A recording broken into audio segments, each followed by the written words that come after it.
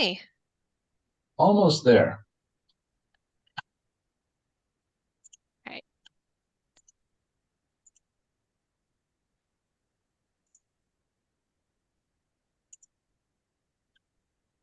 Let me know when you're all set, Jean. Okay, it looks like the YouTube stream is going and the interpreters are enabled. We're recording this meeting, so we are good to go. Wonderful. Well, good afternoon, everyone, and welcome.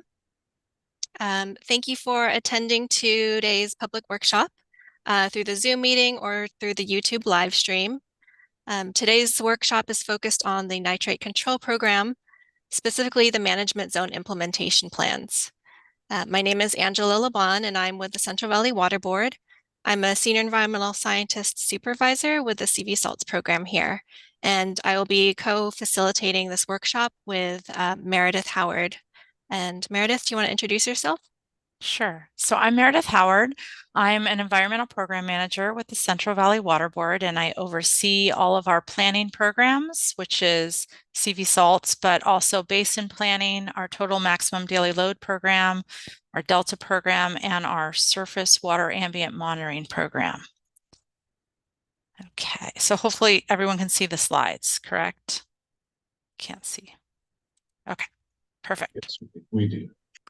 All right, so if you're joining through the Zoom meeting, simultaneous language interpretation in Spanish is available.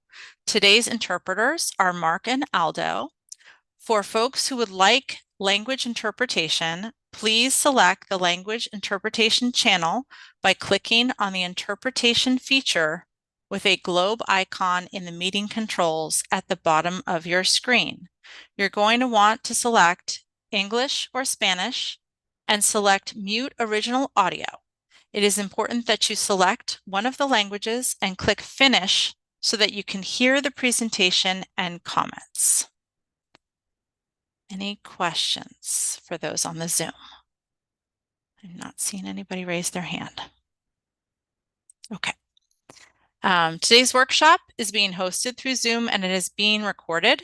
There is also an option to watch and listen to the live webcast on YouTube at the web address listed on the slide. For all presenters and speakers, just a reminder to speak slowly and clearly so we can ensure the interpreters can capture today's conversation. This workshop is for informational purposes only and no formal action will be taken today. Later on in the workshop, there will be an opportunity for public comment or to ask questions. So at that time, if you know you would like to provide a public comment, please plan to use the chat or the raise hand feature. Okay. I'm going to turn it over to Angela now. Thanks, Meredith. So in addition to myself and Meredith Howard, we have the Regional Board CV Salts team at today's workshop with Jenny Fuller, Cindy Ao Young, True Kang, Hannah Daly, Bethany Soto, our Assistant Executive Officer, Adam Laputz. And now I'll hand it over to our Executive Officer, Patrick Palupa, and the board members to introduce themselves and provide any opening remarks. Thanks so much, Angela, and thanks to everybody who's participating. Buenas tardes, thank you for the interpretation that's being provided here today. Really appreciate all the involvement that we have. We're at a pretty interesting point in the development of the nitrate control program in that finally we have something concrete to work through, the proposals from multiple management zones about what they plan on doing to ensure sustainability of drinking water for nitrate impacted residents and the path forward, their initial proposal for the regional board to get nitrate compliance on track for vast areas of the Central Valley that are most heavily impacted with nitrate. So a lot of effort has gone into the management zone implementation plans that we now have up on the web and that everybody's been looking at and poring over. And so today is a good opportunity to hear some initial feedback about those plans, to hear about those plans, what they do, how they plan on working. And as Angela will go into greater depth in the future part of this presentation, we're going to have a more comprehensive hearing in front of the entire board. But this is an opportunity to start the dialogue about these management zone implementation plans now that everybody's had a chance to look at them, had a chance to see what they have, what they plan for these areas of the valley. And I think it's an exciting moment. I do think a lot of hard work has gone into these things. There's certainly a lot of policy decisions that lay ahead, and we welcome all the comments that come in. In terms of the response to comments, we'll probably just be responding to all of the written comments that are submitted at the close of the public comment period. But we want to have today's workshop as an opportunity to sharpen those comments, to clarify misunderstandings, and really to understand what the policy points are going to be that we're going to be debating at a future board hearing in front of the whole board about the adequacy of these management zone implementation plans. And so without further ado, I'd like to introduce a couple members of the board who are here today sitting in. Again, this is not a full board meeting, but we do have a member of our environmental justice work group, Denise Kadara, and a member of our executive work group, Mark Bradford, here today. So Denise, I'll go to you first to say hello to everybody here.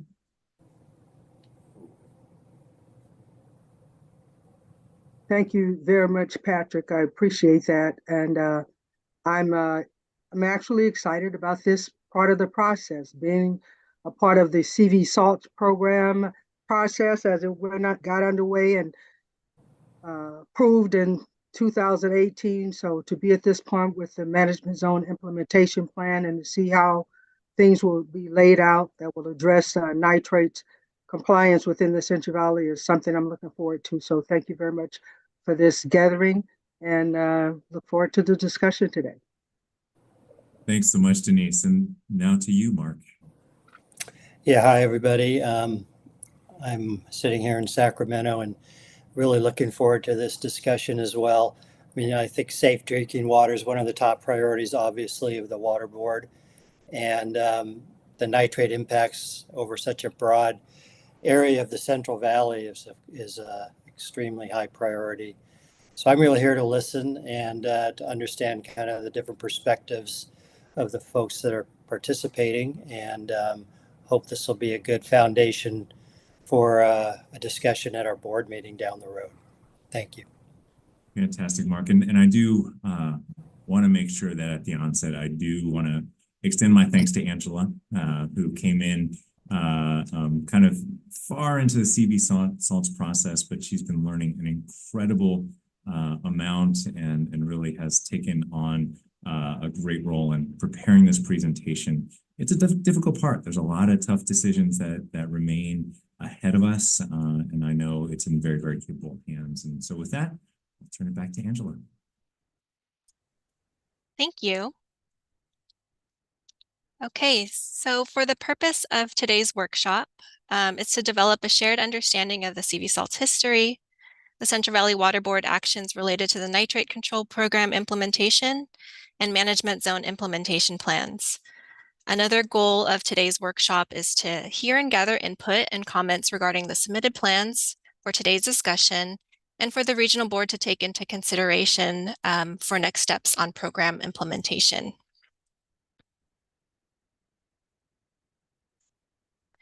Today's agenda will cover background on CV SALTS, an overview of the nitrate control program, an overview of management zone implementation plans with a panel from the management zones. We will also have a presentation by an environmental justice panel, an opportunity for public comments, and questions and discussions at the end. So what is CV SALTS? CV SALTS stands for Central Valley Salinity Alternatives for Long-Term Sustainability. CV SALTS is a collective effort by many stakeholders within the Central Valley community that began in 2006. Stakeholders include many communities and industries, including agriculture, dairies, and municipalities with treatment works. With the Central Valley Water Board, the State Water Board, and the Central Valley Salinity Coalition all work together to find solutions that are reasonable, feasible, and practicable to address the impacts of salinity and nitrates on water quality in the Central Valley.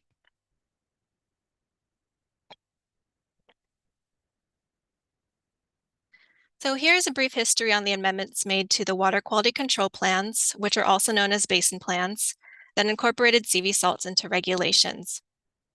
In May 2018, the Central Valley Water Board adopted the Salt and Nitrate Control Program Basin Plan Amendment.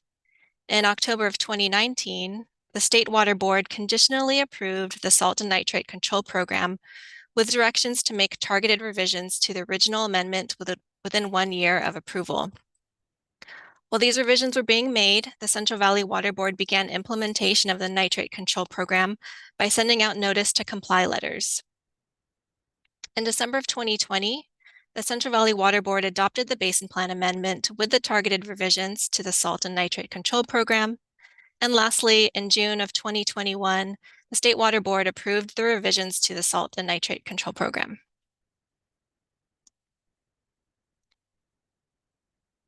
So the main goals and priorities for CV salts are to ensure and provide safe drinking water supply for both short and long-term solutions, reduce salt and nitrate loading so that ongoing discharges neither threaten to degrade high-quality waters nor cause or contribute to exceedances of water quality objectives. And third is to implement long-term managed restoration of impaired water bodies. And so for specific to nitrates, this goal focuses on restoration of groundwater quality.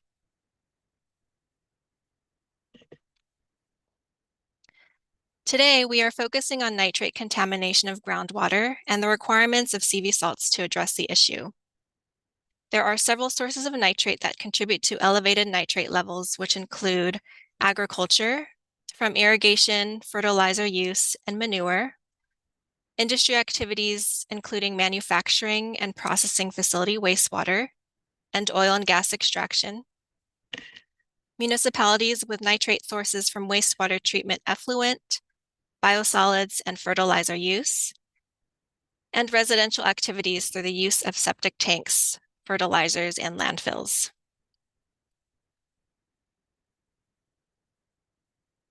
On the right is a heat map showing the nitrate concentrations in the Central Valley.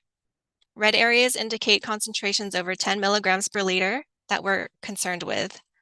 Orange and yellow areas also indicate relatively high levels of nitrate contributions to groundwater that have been accumulating over many years. Where nitrate concentrations are over the nitrate drinking water standard of 10 milligrams per liter, there is a significant concern that we have for public health. There are also significant economic costs involved in treatment and in providing alternative water supplies for the communities that are affected by nitrate issues.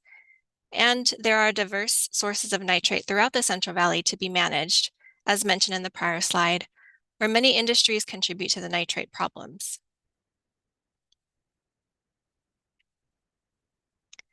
For CV salts, we have a salt control program and a nitrate control program. Today, we are focusing on one aspect of CV salts. Specifically, we are talking about the nitrate control program. And yeah, there you go. The NCP is a prioritized control program for groundwater only. This program involves two permitting pathways, the individual permitting approach, or Path A, and the management zone permitting approach, or Path B. For the purpose of today's discussion, we are focusing on the management zone permitting approach and the management zone implementation plans. The management zone permitting approach, or Path B, involves a shared and collective responsibility amongst dischargers for implementation of nitrate reduction solutions and drinking water solutions. For dischargers that are above the nitrate standard, permitting Path B allows for an exception from the nitrate standard, provided they take action towards achieving compliance, and it also requires that the management zone provide safe drinking water to affected communities and residents in the management zone.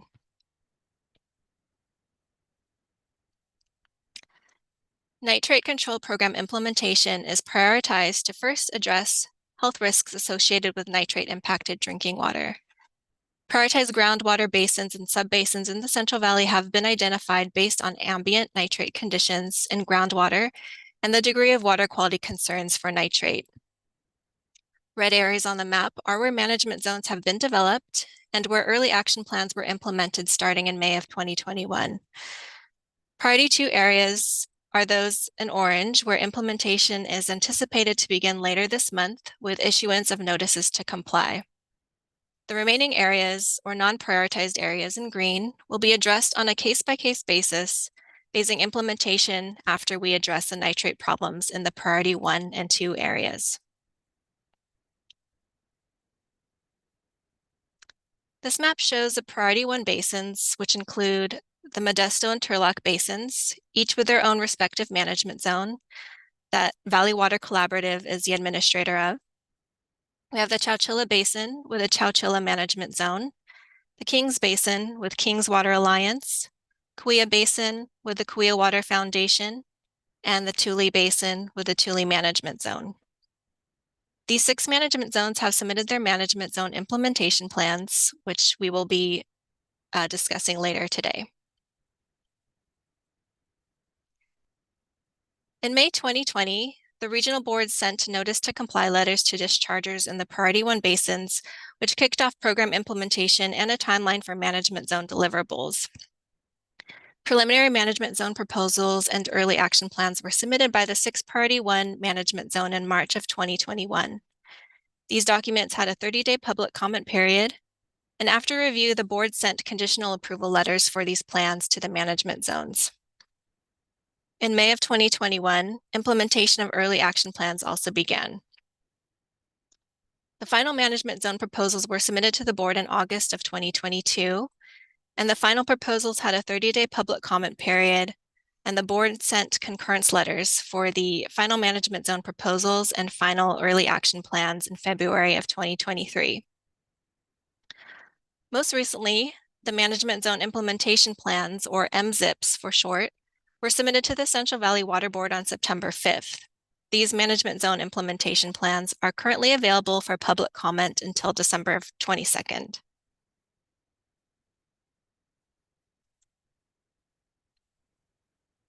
The Nitrate Control Program describes requirements that an MZIP include the following: identification of emergency and interim and permanent drinking water needs and how they are being addressed, a residential sampling program to identify affected residents with groundwater that exceed the nitrate standard, consideration of future impacts on public water systems from nitrate contamination and impacts that potential solutions may have on operation and maintenance costs.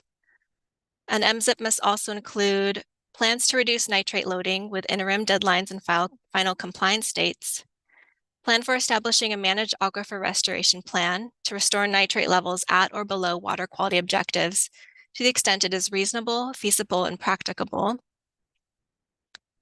Identification of funding or cost share agreements to implement nitrate management activities, water quality characterization of nitrate conditions within the management zone, identification of nitrate management measures with milestones related to reducing nitrate loading. And last but certainly not least is to include documentation of community collaboration and outreach.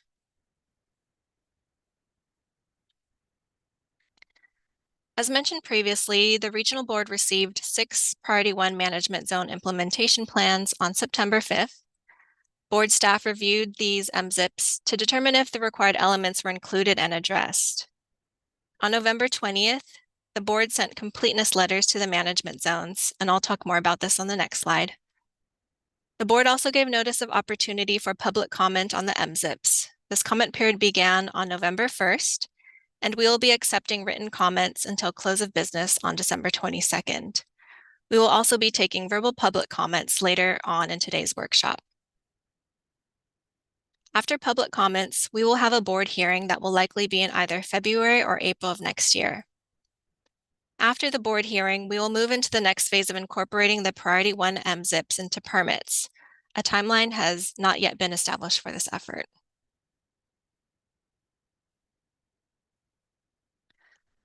More about the regional board's review.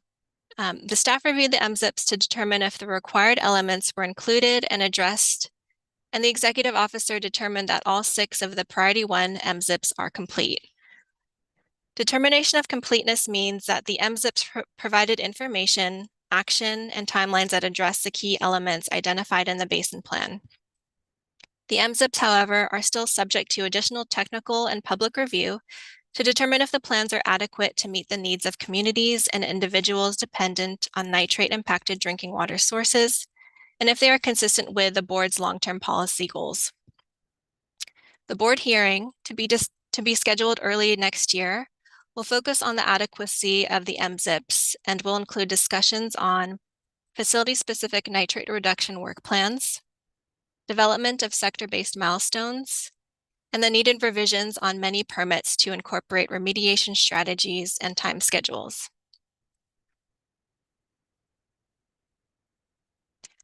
After the board hearing, it is important to note that the MZIPs are not self-implementing.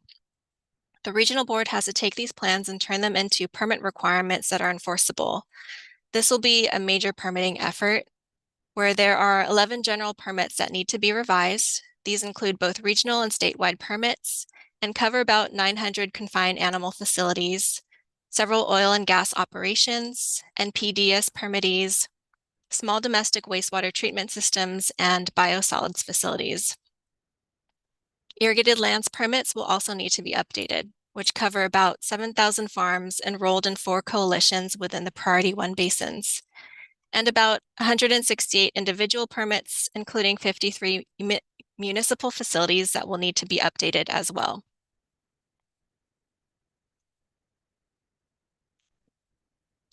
Before the applicable permits are updated, a CEQA assessment of environmental impacts and trade-offs will be conducted for the infrastructure that is needed to address nitrate load reductions and cost for compliance and impacts during the compliance timeline.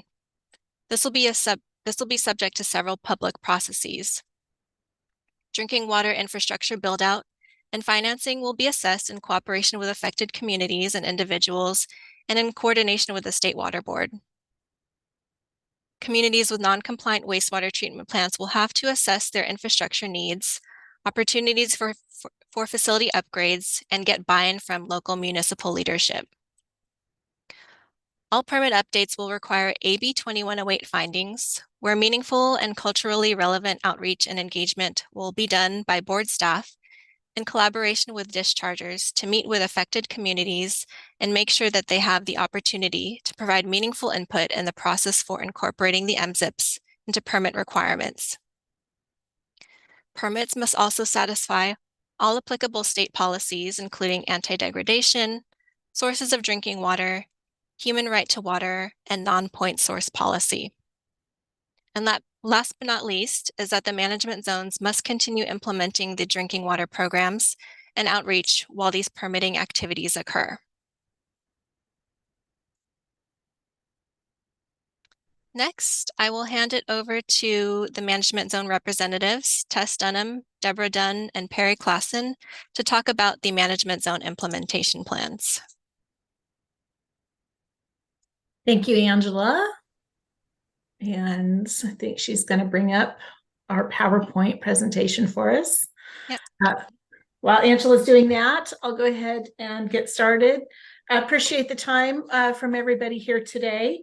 I'm Tess Dunham. I provide services to the Central Valley Salinity Coalition in the management zones and helping them with respect to the development of the management zone implementation plans, and then also going forward as we move into implementation of the plans themselves. And I will provide the management zone implementation plans are large. They have a lot of appendices. So today's overview that I'm going to provide is very cursory. There is an executive summary we encourage everybody to review. We understand that the documents themselves are long and laborious, but hopefully I can provide some highlights today that will help you navigate those management zone implementation plans as you take a look at them. I can also share that the management zones worked collectively and collaboratively in the development of these plans. So you will see commonalities across the plans in how they are structured and how they are organized, and where we had common work products. For example, there are a number of appendices that you'll find in all of the management zone implementation plans because they were developed collectively and on behalf of all of the management zones. So we had common methodologies across the management zones with respect to calculation of loading, work plans for long-term solutions, which I'll get in and talk about in more detail, as well as some of the sector reduction programs because of the widespread nature of how these management zone plans apply throughout the Central Valley. So you could look, while each of the management zone implementation plans has its own individual characteristics, there is, again, as I said, a commonality and the coordination that went into working collectively to make sure that the management zone implementation plans were not just internally consistent, but consistent across each of the management zones based upon the commonalities that they share in this area. I will make one note that while that is how we've done it here for the priority 1 areas, priorities 2s are very different, and whether they will follow the same approach or not, we don't know as the priority 2 areas get going. So I would not need to know kind of what those loads are, or at least estimates, in order to then determine what is our baseline starting point and where do we need to go in order to no longer cause or contribute. This is what we call the nitrate reduction program goals, is getting to the point that the sources of nitrate within the management zones, those that are regulated by the Central Valley Water Board, are no longer causing or contributing to a degradation of nitrate groundwater quality above the MCL. Important to note that that may not mean that the groundwater throughout the management zones actually meets the 10 milligrams per liter because of legacy loads within the Veda zone, but it is basically to then control the sources. The last goal, of course, is to get into the managed aquifer restoration, where groundwater actually then does eventually meet the drinking water objective of 10 milligrams per liter, which may take much longer than even just once we get to no longer causing or contributing. Next slide, please. Here is a very brief overview of the contents of the management zone plans. As I indicated previously, to address the drinking water solutions, there are 2 key components. There's the emergency and the interim drinking water program. There's also the long-term drinking water solutions. Associated with both of these is an outreach and an engagement component for one, continuation of emergency and interim drinking water program, as well as the outreach and engagement that needs to occur in order to implement long-term drinking water solutions. Another key component, of course, is the nitrate reduction program, which is what is the plan to achieve that secondary goal, or the second goal of the program, of no longer causing and contributing. The nitrate reduction program components consist of what is the estimated loading, what are the milestones and interim milestones that we need to implement, and how do we assess compliance. We also then have a number of other items within the management zone to address a number of issues and required elements from the basin plan. That is the aquifer managed restoration programs. There is a surveillance and monitoring program. We also talk about implementation, compliance, and reporting. How are we going to assess compliance, and what is the proposed reporting frequencies, and what would be in each of the various reporting frequencies, looking at things on an annual basis, 5-year basis, and 10-year basis. Not listed here are a couple of key components that I would highlight. Is in each of the management zones, there's also an extensive management zone characterization analysis that summarizes the nitrate conditions in groundwater within the management zones. There are a number of supporting appendices. These appendices describe the methodologies that have been used, both in determining the characterization of groundwater and methodologies used for estimating loading from the various sources. There's appendices for work plans for implementation of the long-term drinking water solutions, appendices for the data as applicable and relevant to each of the management zones have been provided. All of the data all the data used in the development of the management zones has been placed online and is available. There is a link on the CV Salinity Organization website. And we have also available to answer any questions from folks who have questions about any of the methodologies or any of the contents within the management zone implementation plans themselves. Again, that's very high level kind of what the overall content of each of the plans are and contains. And I'm going to step through a little bit more detail on each of these, as much as I can anyway, considering the limited amount of time we have here today. But as I said, we are more than willing to make ourselves available to anybody who would like to schedule time with us and our consultant team to go through and talk about any of the questions you may have with respect to the substance of the management zone plans. Next slide, please. Get a drink of water real quick. For the drinking water solutions components, I first indicated that we have an emergency and an interim drinking water program. This is in all sense a continuation of the efforts that are already happening under the early action plans. We will, the early action plan concept was developed when we were developing the basin plan amendments and the nitrate control program generally, because there was a desire to make sure that we knew it would take time to get to where we had management zone implementation plans and their adoption and their implementation. So the early action plans were there to bridge that gap. As we move into the management zone implementation plans, then the early action plans become folded into this program, but it is a continuation of those efforts that are currently ongoing and continue to move forward. The free domestic well testing program, free bottled water delivery when we have nitrate exceeded.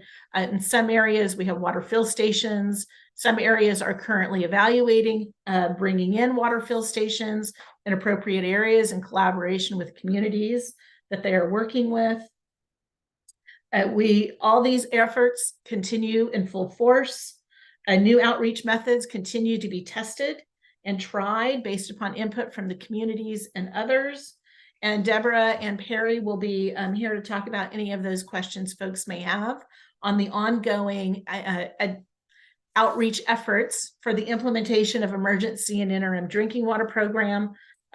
As you may know, we have received a couple of the coalition management zones. Oops, I'm used to coalition talk. A couple of the management zones have received safer funding in order to do co-contaminant testing.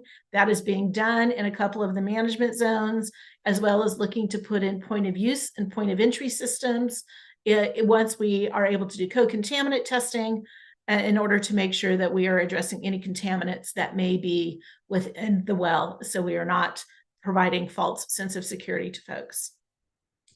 Next slide. Moving forward, the big issue, of course, has been what is the long-term drinking water solutions approach and program.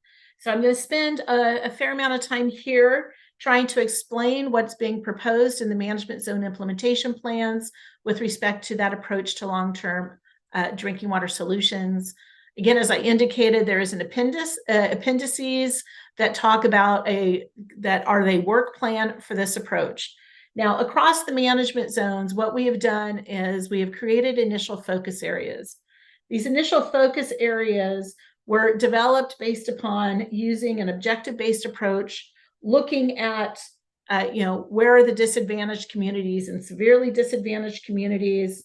It's combined with domestic well information, the number of residents in the area, where do we have elevated nitrate concentrations in the areas. We wanted to make sure that we could identify and prioritize initial focus areas where we could, address a large number of folks where we had concentrated areas first. It does not mean we will continue to look at long-term drinking water solutions throughout the whole of the management zone, but we thought it was advantageous to start with a prioritized approach and try and each management zone has identified their own initial focus areas and talk about the public water supply system wells that are within each of those areas, how many residences are in those areas, and then there are a number of milestones in order to implement with respect to reaching and implementing a long-term drinking water solution. And I'll get into a little bit more of that here shortly. As I indicated, there within the management zone implementation plans, there is an appendix that is a work plan that talks about an overview of the various potential solutions both traditional and non-traditional, that the management zones will work with the local communities and residents to engage in determining what is the best solution for that area. Every area is different. Every area is unique. Every area has personality, and each area will probably call upon to determine what their solution works best for that area. We are fully cognizant of the unique nature of individual areas and communities, and we want to make sure that we are working with them to help identify the best solution that works for them. We also will talk about, that outreach and the engagement efforts and identifying funding in order to implement the long-term drinking water solutions, which of course is a major obstacle for many of these areas. Next slide, please.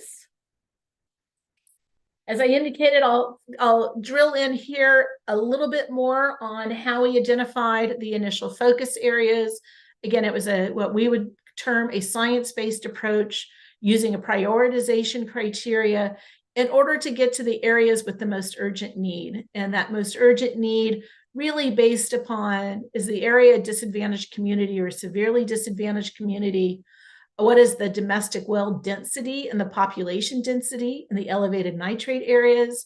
And of course, based upon our local knowledge, both our management zone participants and communities that they have interacted with, taking that local knowledge into consideration in order to identify where we understand these initial focus areas should be.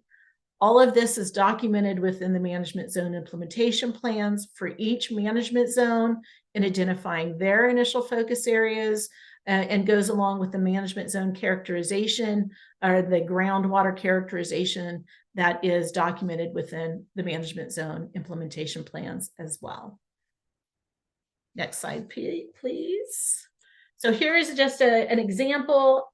This is from the Turlock management zone to give you an idea of the initial focus areas that have been identified within this management zone. It gives you a similar idea of how it would look in others. In the Turlock management zone, we've identified 5 initial focus areas, and these are the Ceres Houston, Keys, South and East City of Turlock areas, Delhi and Hillmar. In these initial focus areas, the total population is approximately 12,000. And of that 12,000, most of them, almost all of them, are probably in an area with elevated nitrate, i.e. why it is an initial focus area.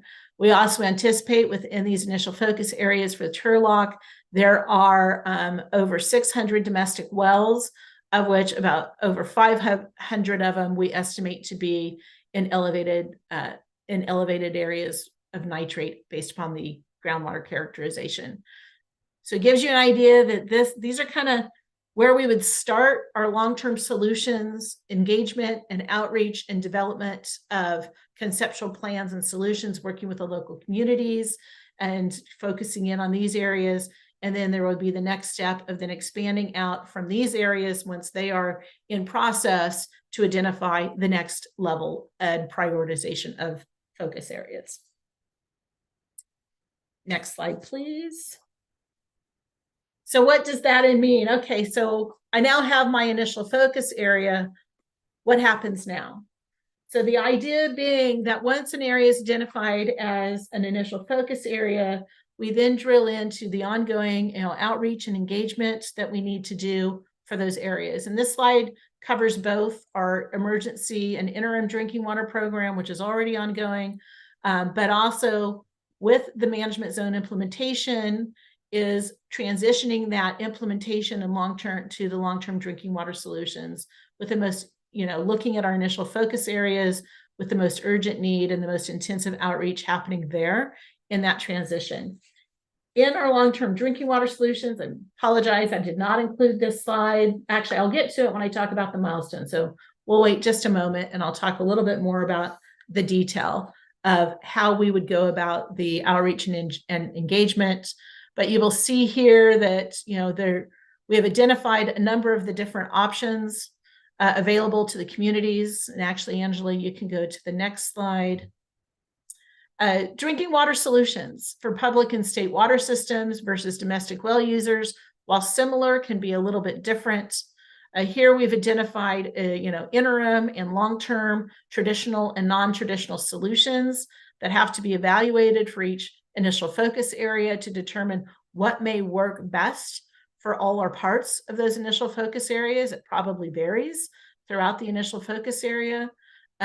For water systems that are impacted by nitrate, if it's a public or a state water system versus those with domestic wells, and then trying to identify. So this kind of just gives you a snapshot of the various solutions that the management zones would be taking forward and working with the communities and engaging with the communities to determine what is best, what is feasible, what is realistic with respect to implementation.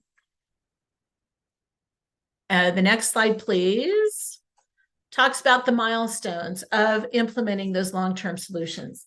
So the outreach and engagement for these milestones really starts with getting out there, working with the locals, identifying them. Perry and Deborah are both going to talk about some of the efforts that are already underway in order to have those conversations with the local communities to identify the potential solutions. This may involve putting forward some conceptual ideas for residents and communities to respond to.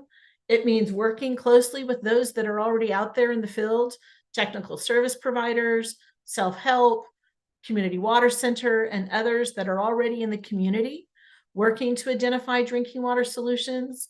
Counties are a big part of this. The State Division of Drinking Water, there's probably a role for the GSAs. So there are a lot of conversations and coordination that needs to occur in each of these initial focus areas. First, to identify who's already potentially out there taking on some of this role, or if not, how do we come in and help to fill that gap? Or if there are people already involved, how do we help support those efforts? We don't want to be an obstacle. We want to be a part of the conversation. We want to help. We want to help find the solution and move the conversation forward in working with the local communities and all those that are involved in that area. So first step is doing that, going out and talking with everybody. Helping to provide, support services, if that means providing some conceptual plans or options for the communities and the residents to consider, have further conversations, what seems to be a viable approach, determining what public water systems might need some additional assistance, which ones may be already in the pipeline with respect to the Division of Drinking Water, what other additional assistance might be necessary there. It's going to run the gambit, right? Each area will be in a different stage of where they're at. Some areas will have just nitrate, some areas will have no nitrate, some areas will have co-contaminants. So it is dealing with all that complexity. There we anticipate then, once we have these initial conceptual discussions and outreach and discussion and getting a kind of lay of the land, and where is the long-term drinking water solutions, where is that stand now for those areas, and for potential domestic wells, are there consolidation opportunities or not? Is it too far away from a system? Or is consolidation possible? Then there's a big part of this of performing evaluations to determine the suitability of potential solutions. And that means input from the communities, what they find to be suitable. That includes determining a disadvantaged community. There may be a great solution, but if the cost of that solution is unreasonable and would change rate structures to be unreasonable, then we have to have some discussions about that. And how does that get addressed? There is evaluations and milestones about determining the feasibility of these solutions, what's implementable, and then the development of framework for next steps, including permitting issues, outreach components. I lost my notes. They're basically 4 key steps. There is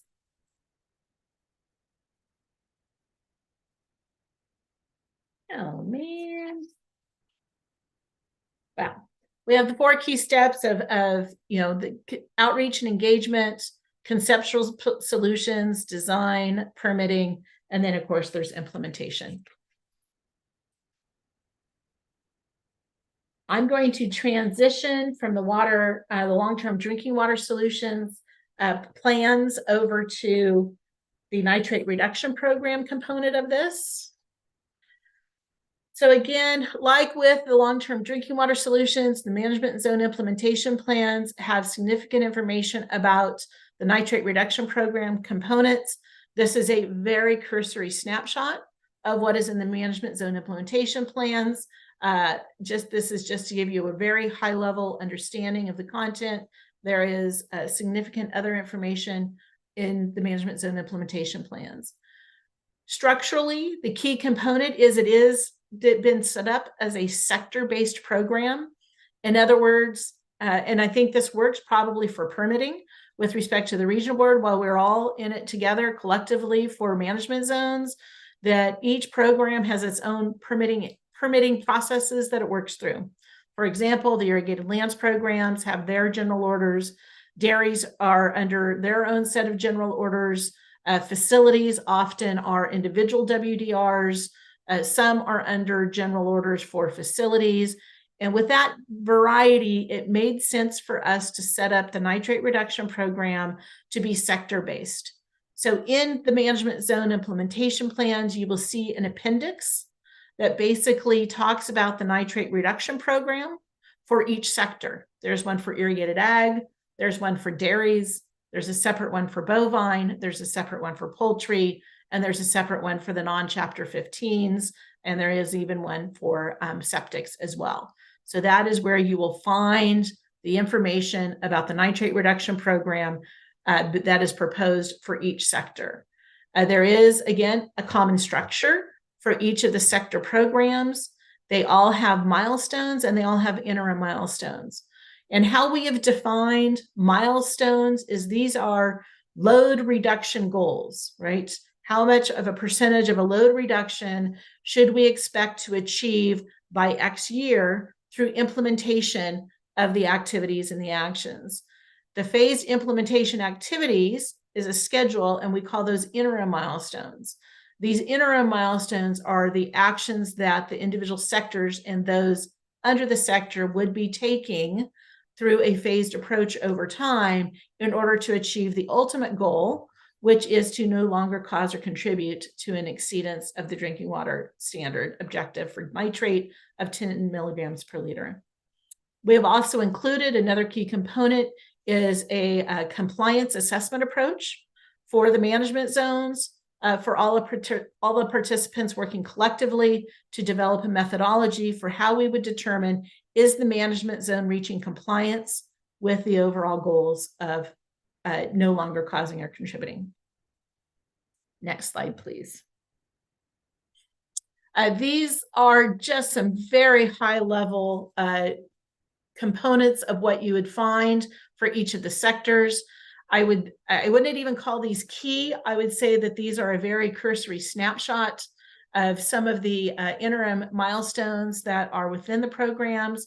But for irrigated ag, we are incorporating and utilizing the implementation plans that already exist within the irrigated lands order, looking at relying upon the development of the groundwater protection values, which is what has been used to determine loading, updating those values as appropriate to and broaden their applicability across the management zone to all of irrigated ag, not just those in high vulnerability areas. And so there would be an expansion of the INMP summary report process that already applies to those in all areas, but bringing it into the groundwater protection values calculation process. And so expanding the applicability there and using the township-based groundwater protection targets in order to determine how we would comply. There's a lot more in there. There is, working with the University of California. There is coordination with commodity organizations. There are milestones, interim milestones at, what needs to be done within 3 years, what needs to be done within 5 years. It is also asking the coalitions to actually evaluate compliance with various components of the irrigated lands program on a management zone basis, so that information can go from the coalition back to the management zone. So we can identify and prioritize education and outreach to those in the irrigated lands programs for those that are in the priority one management zones, and especially to make sure that they are complying with other elements of the irrigated lands program, such as applied over removed ratios and being in target areas. So just again, a snapshot of a number of the different components within irrigated ag. Milk cow dairies, also again, a big component of the dairy program, and its first phase is to reach a zero whole farm manure balance within all dairies within 10 years. And this would be what we call the end of phase one. For each sector, we've developed phases, with the first phase being 10 years.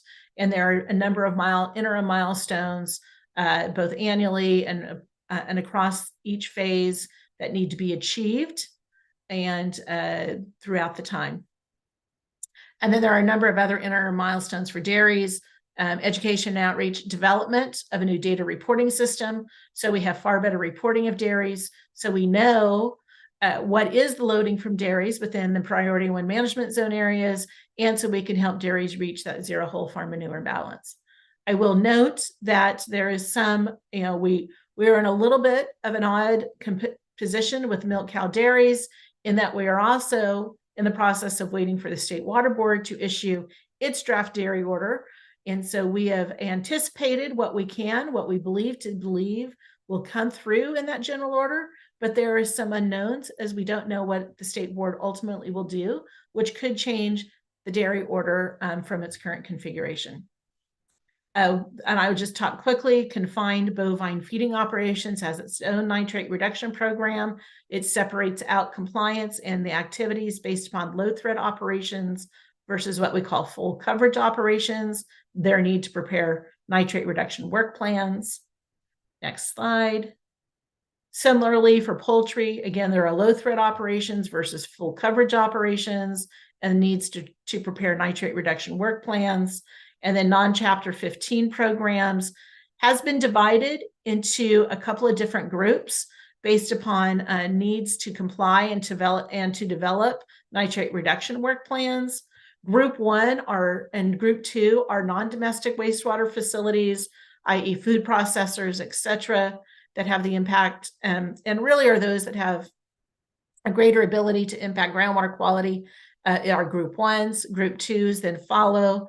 And then Group 3, we are providing significant more time, are those wastewater facilities that provide services to disadvantaged and severely disadvantaged communities. We understand these small systems, they are working, and we will work with them to help them upgrade treatment plants. That takes about time, money, and effort. And so we understand that will take more time. So there's been some certain allowances made within the non-15 program for these types of facilities. Next slide. Each of the sectors, we have proposed milestones. Again, identifying the interim milestones or the actions or the activities that would be taken as part of the management zone implementation plan to reach that no longer cause or contribute. And then there are the milestones, which are the load reduction requirements. So each sector has been, we've provided milestones for each sector, and the milestones for irrigated ag, as an example, include first, within 10 years, having all irrigated ag operations within the management zones to comply with an acceptable A/R ratio range for that crop. That process of developing the A/R ratio ranges is in process right now, and hoping something that will be done relatively soon. But we do believe that that's the first goal, is to get all growers within the appropriate ratio range as for their commodity. And we believe that it's appropriate to do that relatively soon, and looking into that to be done at least for 75% within the first 10 years. And then it always takes a little bit longer for that last 25%.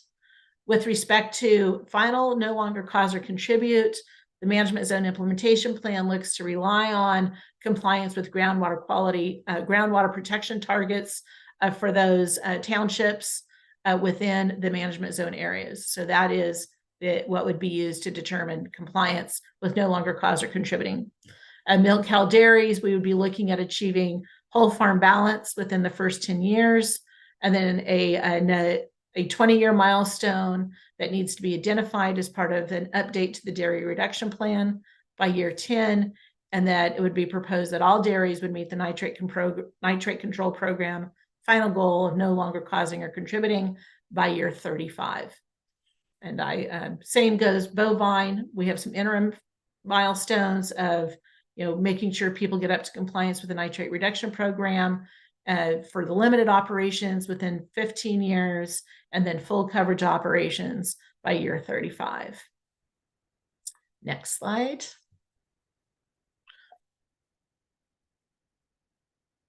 I will, not spend a whole lot of time, but here you can see again, there are some milestones proposed for poultry as well as the non-15 program facilities, dividing up again the longer timeframes for the small wastewater agencies versus the private industrial facilities, food processors, wineries, etc. Next slide. Also included within the management zone implementation plans, although I don't believe it was a direct requirement within the plan itself, is what we call a compliance assessment approach. The compliance assessment approach is, so how are we going to determine if we collectively, all of those participants within the management zone are collectively no longer causing or contributing? So we have put forward an approach for that. It does include developing some work plans and methodologies that would go to the regional board for review, as far as how we would do a methodology for developing a groundwater protection target for all the facilities within a management zone, and this would be on a township basis. We have selected the compliance assessment approach to be based on a township basis because of the irrigated lands program, which is a township-based program. And that way we would have apples to apples and looking at the data and the information. Does not mean we do account for and discuss that the methodology would need to account for potential hotspots and looking at individual facilities that might have a hotspot load near where we have known wells. So that also has to be part and considered as part of the methodology. But currently we do propose that there would be a number of steps to develop a compliance approach. First one is, first we need the right data. We have done some loading estimates, as I said, for all the sources, but a lot of the sources, again, those are estimates that need updates. So I think, Meredith, am I starting to run out of time? Do I need to move? Yeah, we're actually at about 34 minutes for a 30-minute item. So I'm going to kind of ask you to wrap up because I believe we have 2 other speakers in this panel. Thankfully, Angela's talk was a little short, so we're still not, but also the EJ panel asked for a few extra minutes. So I'm trying to just get everybody their time. Perfect. I've got 1 slide and I am okay. done. Thank you. Yeah, and I will just say the last slide is on reporting. We do propose annual reports. We also propose 5-year reports and 10-year reports. These are consistent with both the exceptions policy as well as the basin plan amendments. And with that, I'll move on. Like I said, I had a lot. Great. Sorry, Deborah. Sorry, Deborah and Perry, for my verbosity. No problem, Tess. So my name is Deborah Dunn. I'm the executive officer for the Kings Water Alliance. And I apologize, I'm not as polished as Tess, and she's probably really, really worried right now as I begin my presentation. But I'm going to do my best to discuss the MZIP outreach activities for Priority 1. Next slide, please. Since I haven't had the opportunity to present previously, I just wanted to give you a brief background of the Kings Water Alliance. We have portions of Fresno, Kings, and Tulare counties. If you look at the map, we also have Priority 1 and Priority 2 subbasins. So our Priority 1 subbasins include the Kings subbasin in gray on the map, a portion of the Cahuilla, which is in peach or orange on the map. And then our Priority 2 area includes the Tulare Lake subbasin, which is in pink on the map. In the Priority 1 areas that we have approximately 12,000 private drinking water wells, which are potentially impacted by nitrates. That gets to us about a rough equivalent of 2 in every 5 wells may have impacts by nitrate. Next slide, please. Briefly, I just want to provide you guys with an EAP update. We are delivering bottled water to approximately 1,200 households. We have received over 3,000 eligible applications, and we have received results or have done the testing for approximately 2,000 wells. And we are continuing to our outreach efforts for these early action plans, as Tess mentioned. Next slide, please. So I'm going to begin here on some of our outreach activities for the MZIP, some of our engagement activities, as well as our strategies. So we are trying to coordinate our outreach efforts with various community organizations, the environmental justice community, community leaders, as well as the general public and public agencies, state, county, municipalities, and additional stakeholders, as previously mentioned by Tess. Next slide, please. So the question's been asked is, how is the management zone going to conduct meaningful engagement with the residents, the communities, and these stakeholders? It begins with us utilizing our community partnerships that we have developed and we will continue to develop for our early action plan outreach. We will be partnering with these trusted organizations as well as potentially other organizations as we do these community outreach activities in the area. We don't want to reinvent the wheel here. We want to go with and partner with organizations that residents have familiarity with and that we have familiarity with from our early action plans. We will be utilizing and expanding our community partnerships with the following stakeholders, including the environmental justice community. KWA has actually partnered with self-help enterprises in Easton to discuss long-term drinking water solutions for the community. Kauai Water Foundation is teaming with self-help as well for long-term drinking water solutions in Lemon Cove, Lynn Cove, and Tuleville. Community organizations that management zones have partnerships currently with United Way. We're looking to expand partnerships with Binational and Children's Movement in the KWA area. We're also going to be utilizing partnerships with municipalities, counties, community service districts, including these entities in our long-term drinking water solutions. We have established a food distribution network as well as school districts, schools, and churches in our partnership network that we will be continuing to expand, as well as looking into various health organizations, rural residential health units, and community-based health organizations, as well as GSAs and elected officials. Next slide, please. In the last few months, the management zones have actually began our outreach for the MZIP in their local communities, including community engagement workshops and meetings. Combined, there have been 6 MZIP workshops done by the management zones, including in-person, remote, and hybrid meetings, as well as public meetings. The management zones have hosted or presented at 4 public meetings, including stakeholder advisory committee meetings, community meetings, as well as updates to stakeholder boards of directors. Roundtable or small group discussions. There have been 2 discussions of small groups in management zones so far, as well as a community survey. The Tule Basin Management Zone has initiated an MZIP community survey, which is completed by residents at outreach events. This collects information on current water source, as well as reliance on programs for drinking water, and ask questions about long-term drinking water solutions. Please note also that the management zones have utilized website updates, emails, mailers, printed information, flyers, social media, and more to promote these events, and will continue to do so in the future. Next slide, please. So upcoming and continuing MZIP outreach community engagement events include, pardon my shameless plug here for the Kings Water Alliance, but we will be hosting a hybrid, either a Zoom or an in-person event at the Selma Portuguese Hall on December 14th from 6 to 7 p.m. The Valley Water Collaborative will be hosting quarterly community meetings. as well as the Tule Basin is going to begin community meetings for their 4 initial focus areas in early 2024.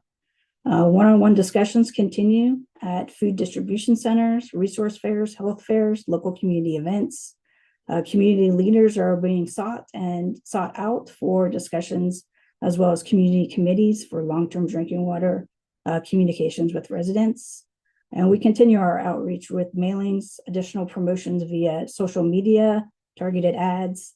And again, we are going to be continuing our partnership with community partners. Next slide. If you have any questions or if you would like to discuss further with the KWA, here's our outreach information. Just want to let you know that I always think that we can do better. If you have any event recommendations, suggestions, or messaging examples, partnership opportunities, please reach out to your local management zone. And I will pass it to Perry now. Thank you, Deborah and Tess. Angela, time check. So you guys are at about 42 minutes. So I'm going to ask you to wrap up quickly, but we're not totally behind schedule. So that's good. But you're kind of way over the 30 minutes. Thank you for the time. I'll pass it on to the public comment period. No, I'll say a little bit. I'm going to have Angela, you're going to jump through some slides here. Perry Clausen, Executive Director, Valley Water Collaborative. We cover the Modesto and Turlock groundwater basins. We are, as many of the other management zones, a newly formed organization dedicated to the implementation of the nitrate control program. So next slide. I want to just talk a little bit about the initial focus areas. Tess did a good job explaining what these are and why we are working on these. Next slide. And I guess what I want to add to what she said is when we did our preliminary management zone plans, we had our consultants identify how many wells are in our area using available information. Gave us an excellent starting place for our outreach for replacement water, but it's also going to be very foundational, if you will, for our initial focus areas. The next slide. These, the science-based approach we use, again, Tess covered this, but really focusing on disadvantaged community where the wells have the highest density, domestic wells that have elevated nitrate concentrations. And over this last 2.5 years, all of the management zones have developed some very excellent databases on where these wells are. If you go to the next slide, and I'm going to jump over this because this was covered. We're going to collaborate with everyone in our areas. Next slide. That is either a state organization, entity, agency that works on drinking water problems. The county agencies as well. Many of us have already made these connections with all of our departments of health, human services, the LAMPs, the GSAs that are in our areas, as well as the community organizations. I mean, this has been a very good development of some, I think, long-term partnerships with these entities that have expressed interest in this issue that we're working on. So the next slide. So this was mentioned already. We had our first MZIP outreach meeting. We plan to have these quarterly into next year with our next meeting in February. The next slide. So we've already done a lot of work in these initial focus areas.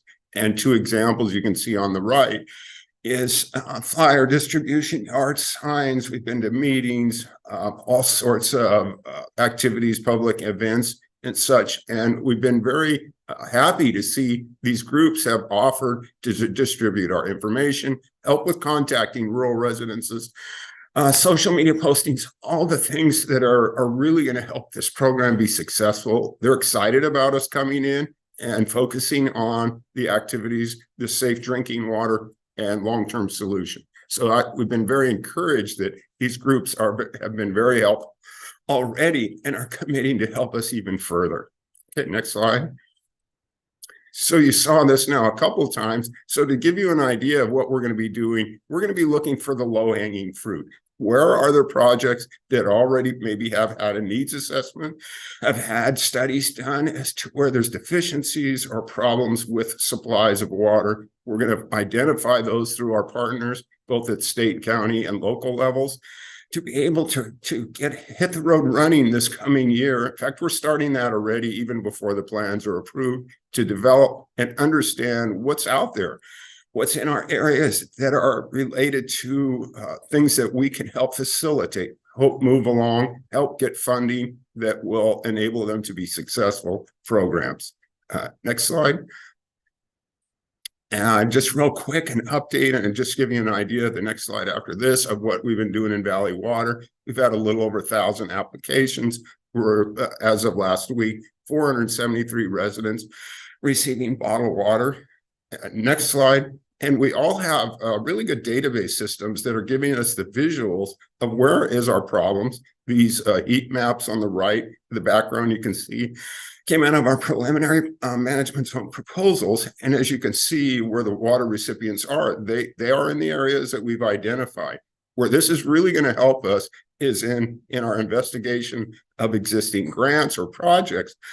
We will look at where our recipients are and see if we can work out arrangements for them to participate in these projects if they aren't already, or other solutions and segues into working with what's going on, or helping create programs, facilitating programs that we can initiate with these stakeholders in these areas. So this gives us a really good idea of where our problems are, where we have already contacts with residences that have water quality issues. Next slide. So one other thing real quick, we are the first Valley Water to get a safer drinking water grant. It's a cost share arrangement, and we started in March of 22. We have 5.5 million that extends into 2025. It's been a very good partnership so far. Next slide. We've been a little bit surprised what we find in groundwater outside of nitrate. You can see the results here. Kind of surprised that uranium was so high. But we are not finding the legacy pesticides in virtually none of the samples that we've been working on. DBCP, I think, was an outlier, but still the point being is that we're finding other contaminants in groundwater that we're dealing with based on the income level of the sample residents, whether or not they will get safer assistance in some type of treatment for these other contaminants. Next slide, they do get drinking water immediately. And this is very similar to what Deborah talked about. And I see Meredith popping up. So I think I will close. One more slide maybe here. We are going to be Valley Water's expanding in priority 2 basins that surround our organization. And we will be being the administrative organization for these other priority 2 basins, using the lesson learned to do a good job in testing wells and providing replacement water, and then coming up with long-term solutions. So that is my presentation. You got one more slide, I think, with contact information. And thank you for the time. Great. Well, thank you to everybody that just spoke for the MZIP representatives. We are going to take a 10-minute break. We will come back at 2:25 sharp. And then we will move into hearing from our environmental justice panel. Thank you all.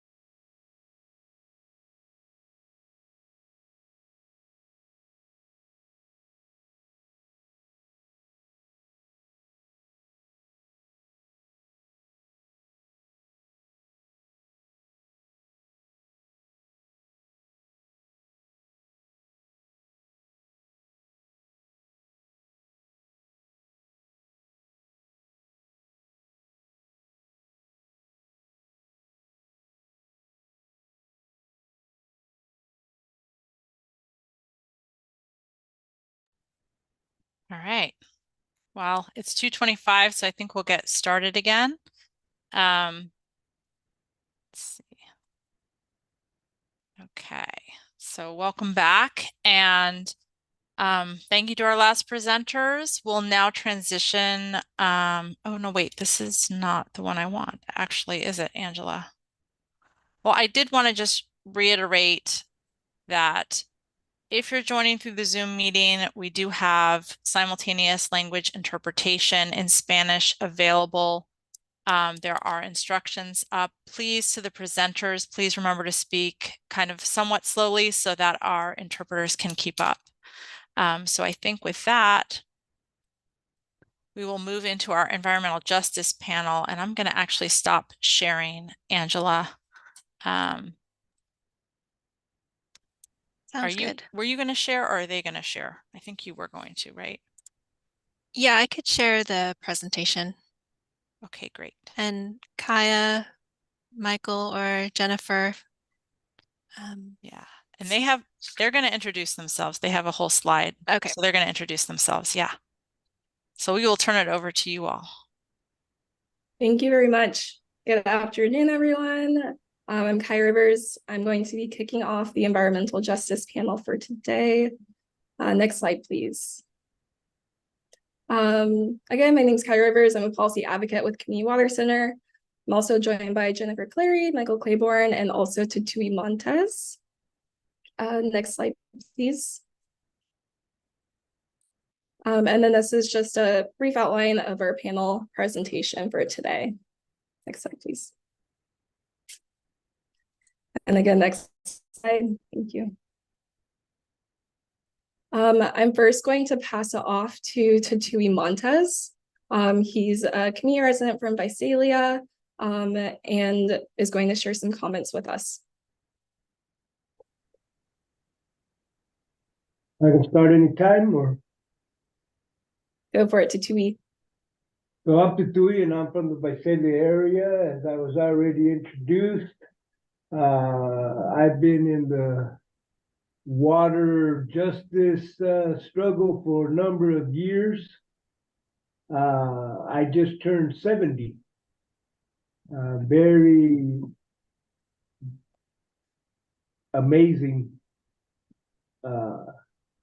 for me, and I say that in regards to the plans and talking about, implementing things in 35 years.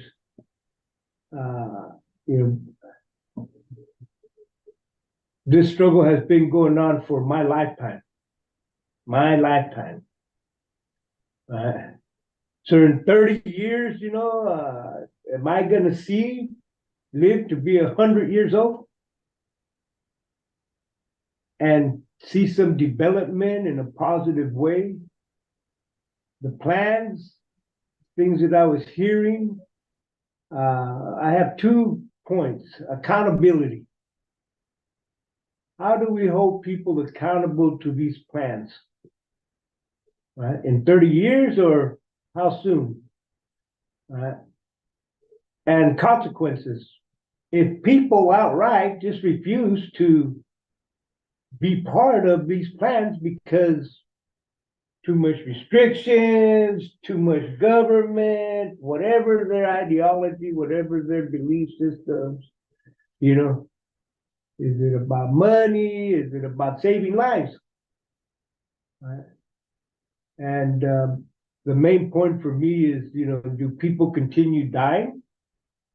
How many people within the next 30 years because of health issues, whatever that might be in regards to nitrates in that water?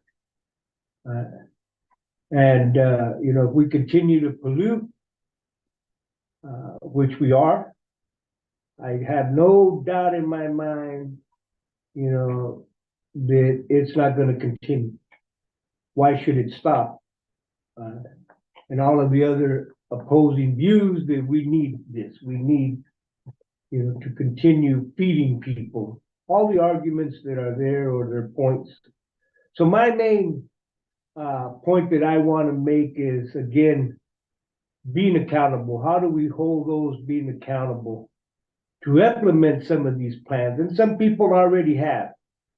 You know, we heard about South Health, you know, and giving out water and getting tested, and while getting tested, you know. But in the meantime, these people are still having to live with polluted water, contaminated water. And you know, how long do we give them? Do they have to live with bottled water? You know, when I hear this word 30 years, for 30 years, and then maybe, you know, what's going to be the solution? Some new form of containment, you know, bottle instead of plastic, because they switched to, you know, who knows what. And that's the solution. You know, so those are my comments. I don't want to take any more time. You know,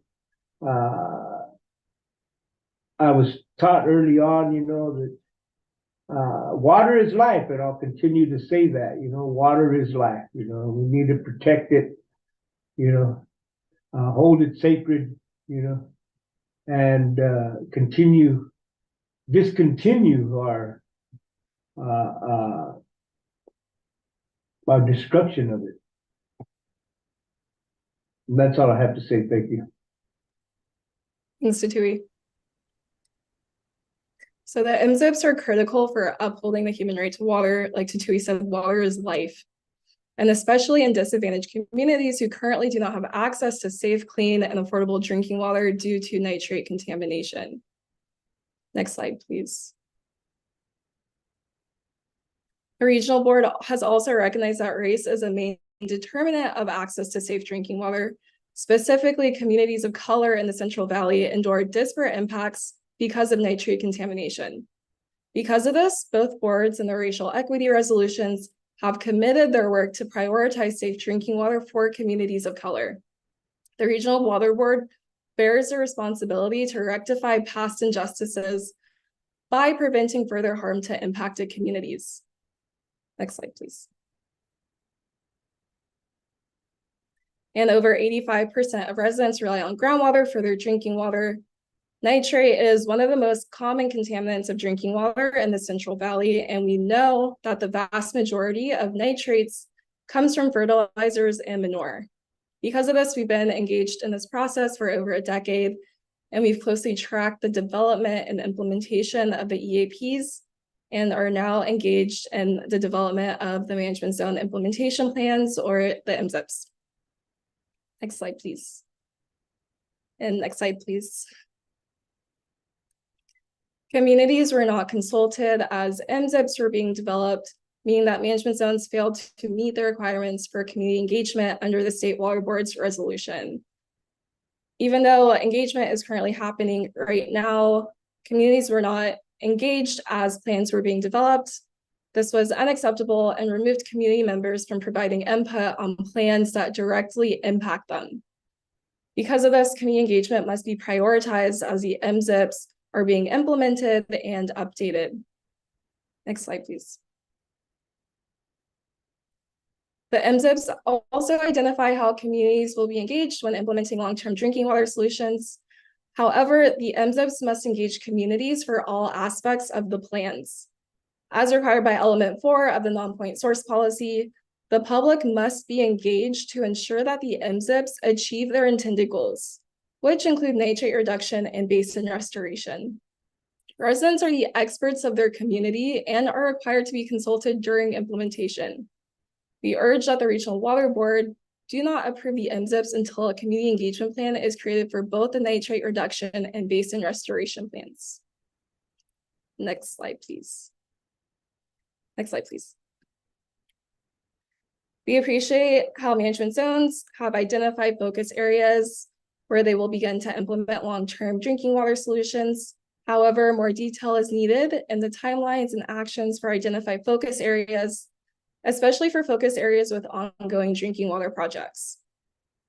Implementing long-term solutions takes extended amounts of time, and management zone actions should be identified in order to avoid delaying the implementation of these projects. MZIP should also identify appropriate cost share agreements for long-term drinking water solutions, similar to the cost share agreements for co-contaminant testing using safer funds. Further, it is important to note that management zones are required to implement long-term drinking water solutions, even if state funds are not available. MZIPs must also identify a concrete plan for how operations and maintenance costs, as well as increased water rates, will be supported. We asked the regional board to ensure that long-term solutions and ongoing costs are indeed funded even without state funds. Lastly, it is critical that nitrate contamination is monitored closely, especially if dischargers plan to continue to contaminate groundwater for 35 years. Like Tatui said, that timeline is unacceptable. And if this trend of contamination continues for decades, the already identified focus areas will need to be expanded and additional management zones will be needed in order to support newly impacted communities. Next slide, please. Pass it over to Michael. Thanks, Kaya. Hi, everyone. Michael Claiborne. I'm a directing attorney at Leadership Council, and I'm going to be talking about the nitrate reduction parts of the management zone implementation plans, focused on compliance with water quality objectives and reduction of causing and contributing to pollution and nuisance. So to start with some good things that we're seeing in the plans, first, as Mr. Palupa noted, we now have drafts of the plans that in and of itself is a good thing. We have something to react to, and it feels like it's been a long time coming to this point. We've been engaged, as Kaya noted, in development of the CV SALTS program since kind of early talks, and I've been engaged in this process for the last 7 years. So it feels like it's taken quite a while to get to this point, and we're celebrating that we do now have something to react to that's written down on paper. That's one good thing. A second is that the plans with respect to compliance do have milestones, and some of those milestones require real progress in the near and medium term. It's very positive. As far as we can tell, there's also no reliance on offsets or de-designation of groundwater basins. I think that's something that may not have been the case when we were talking about this 7-8 years ago. And we're really happy to see that we're not relying on offsets and de-designation. And then last kind of good point before I jump into some recommendations and some points where the management zone implementation plans fall short is that this is only a first draft. There's still time to improve these plans. I think the management zones intend to improve the plans, and we're going to be asking for some improvements before the regional board actually approves and adopts these plans.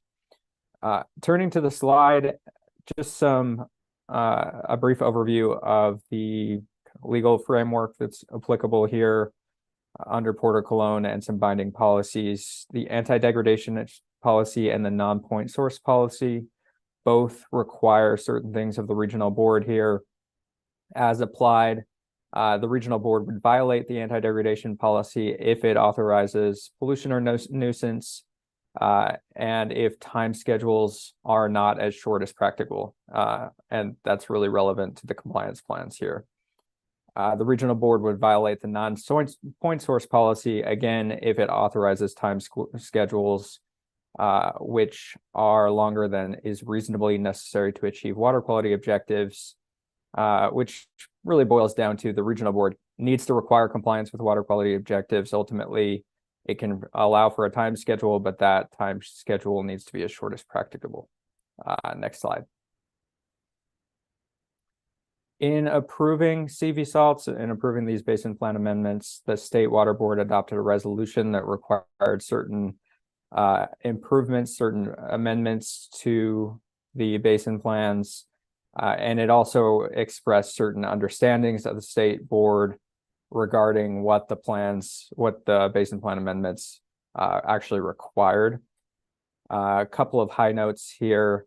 Final goal for goal 2 is reducing discharges such that dischargers are no longer causing or contributing to exceedances of water quality objectives, so complying with pollution controls.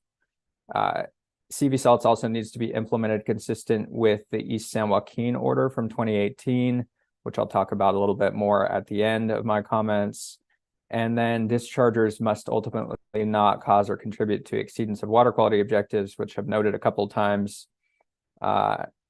And also, and I think this is going to be really relevant to my next couple of slides, the state board directed the regional board to remove the option for management zones to use a volume weighted average to allocate assimilative capacity. That means no averaging and really discharger level compliance, which isn't what we're seeing in the plans. Next slide. So primary problems that we're seeing with the draft management zone implementation plans for compliance, the plans redefine causing or contributing to an exceedance of water quality objectives by averaging across townships. I'll talk more about that in a second. There's little justification offered for a 35-year time schedule, which, as a couple people have noted already, is a very long period of time to wait for pollution to stop and to start with restoration or move towards restoration. Management zone implementation plan assumptions, also some of those are not as conservative or precautionary as they need to be. And there needs to be more recognition that the plans are going to need to change with the dairy general order revision and based on some irrigated lands program requirements and changes. Next slide. So averaging, this is, I think, maybe the biggest problem just conceptually with the plans when it comes to compliance. They allow for averaging across townships. As I noted a second ago, the State Water Board disagreed with this approach in approving the CV SALTS Basin Plan amendments and directed that the regional board remove provisions allowing for averaging. The averaging provisions from the prior version of the Basin Plan amendments were across larger geographic areas, subbasins, basins, but township level averaging poses the same problems when it comes to drinking water and drinking water safety. So we think the averaging components of the plans are inconsistent with the state board's direction. Next slide. So why do we care about this? When you look at a township, it's a 36 square mile area. If you look at the picture on the left, that's a township that includes the community of Fairmead, where we work with residents. Fairmead's a disadvantaged community. It's served by 2 groundwater wells for the public system. And then there are a number of households in and around Fairmead not served by the public system that are reliant on domestic wells. And I think the picture demonstrates this is a pretty large area. And what we're concerned about is hotspots within that township if you just rely on averaging. So on the right, there's a picture zoomed in on Fairmead, and you can see kind of in the middle of Fairmead, there's 30 acres that are shaped kind of along the 99 there, right in the center. Those are 30 acres of almonds. So you could imagine if even if there was compliance on a township scale, so most growers, irrigated ag within that township have reduced nitrate discharges such that they're not causing or contributing to pollution or nuisance, but the grower on that 30 acres is still causing or contributing to pollution or nuisance. You may have impacts to the public water system there. You may have impacts to the domestic wells in and around Fairmead. And that's really a problem. That's not compliance with water quality objectives, as the state and regional board have implemented that concept for decades. So we need some real changes there. Ms. Dunham mentioned protections against hotspots. We're not seeing those in the plans, but would love to learn more about how the plans could be improved to avoid hotspots. Next slide. Then this slide, I'll move pretty quickly because I think it's fairly self-explanatory. We think 35 years is too long for compliance with water quality objectives. And we think that the justification in the draft plans is really just not adequate to justify more than 3 decades of continued pollution. Irrigated agriculture, for irrigated agriculture, the plans state that compliance is going to be complex and that we need to learn more and maybe even make some technological advances to be able to reach compliance for irrigated ag. For dairies, they also say it's complex and that there are challenges associated with manure and excess manure. We don't disagree that this is complex and it's going to take time. There are going to need to be long time schedules. but that doesn't justify 35 years. And I'll go to the next slide.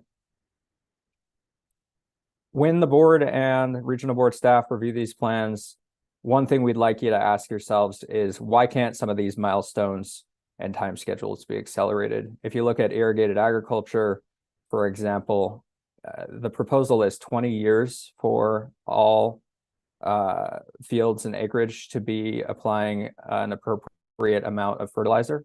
We just don't know why it's going to take 20 years for that. That's just reduction to kind of standard application rates for all growers. I think that can happen a lot faster, just as an example. And then for dairies, some real progress in the first 10 years, which we appreciate. And then kind of a plan to develop a plan after that. We think more needs to be done there. Next slide. Michael, if you can wrap up in about 5 minutes, that would be helpful. We're a little behind schedule, but I want to give you guys some extra time. Yeah, I should be done here in just a minute, and then I'll turn it over to Jennifer. Great, thank you. Absolutely. 2 points on assumptions for these plans. One is the 40% volatilization rate, which is the amount of nitrogen that ends up in the atmosphere rather than in the ground and in groundwater. The plans estimate 40% rate of volatilization, which I can't say very well. That's based on a study out of UC Davis, and that study states that the range of losses to the atmosphere are between 20 and 40%.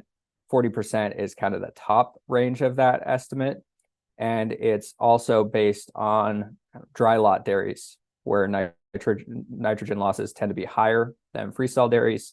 So it's just not appropriate to use that assumption everywhere, and not appropriate, we think, to use the top of the range estimate, just kind of generally. And then a 20% dairy export rate, that's based on the average across the industry. Again, we think that it's really important not to just use an average for determining how much nitrogen problem we have in any given area. We really need to drill down more. Next slide. And then finally, management zone implementation plans need to align with the East San Joaquin order, the presidential requirements there, in addition to ag orders that have come since then and will come since then. And in particular, we'd note that there's likely to be an expert panel process soon that will identify metrics to be used as regulatory tools for final compliance. Those are going to need to be incorporated into these plans. And then we also expect to see a revised area order next year with some requirements that are going to have to be incorporated. Next slide. And I'll turn it over to Jennifer. Thank you. So first, I want to thank you for giving us an opportunity to talk. And just to say, I've been working on CV SALTS for 15 years. So it does seem like a very long time. And adding 35 years on top of that, well, it's endless for me, because I'd have to be 100 before we saw compliance. So when we're talking about long-term managed restoration, this is a big reason why we engaged, which is we couldn't keep up with nitrogen contamination. We just couldn't get funding. We just couldn't get to communities as fast as they were becoming contaminated. So we really need to figure out a way to solve the problem. And this goal 3 is a really big part of that. So next slide, please. I noticed that the plans I looked at, and I kept looking for it so they all had information on de-designation, but none of them had this requirement, 50 years for restoring basins. And that's because none of them have a plan for restoring basins. Next slide, please. And so this is what you're required to have, a plan. So seems really straightforward. You need to have a plan. Next slide, please. And that plan has to have milestones related to reducing nitrate loading and achieving compliance. And what do we have instead? Next slide, please. Nothing. So there's a lot of nice information about coordinating with groundwater sustainability agencies. By the way, myself and Godo read every single groundwater sustainability plan written over the last 4 years, and they don't do very well on water quality. So depending on a groundwater sustainability agency to help you solve your water quality issues is really wishful thinking. So next slide, please.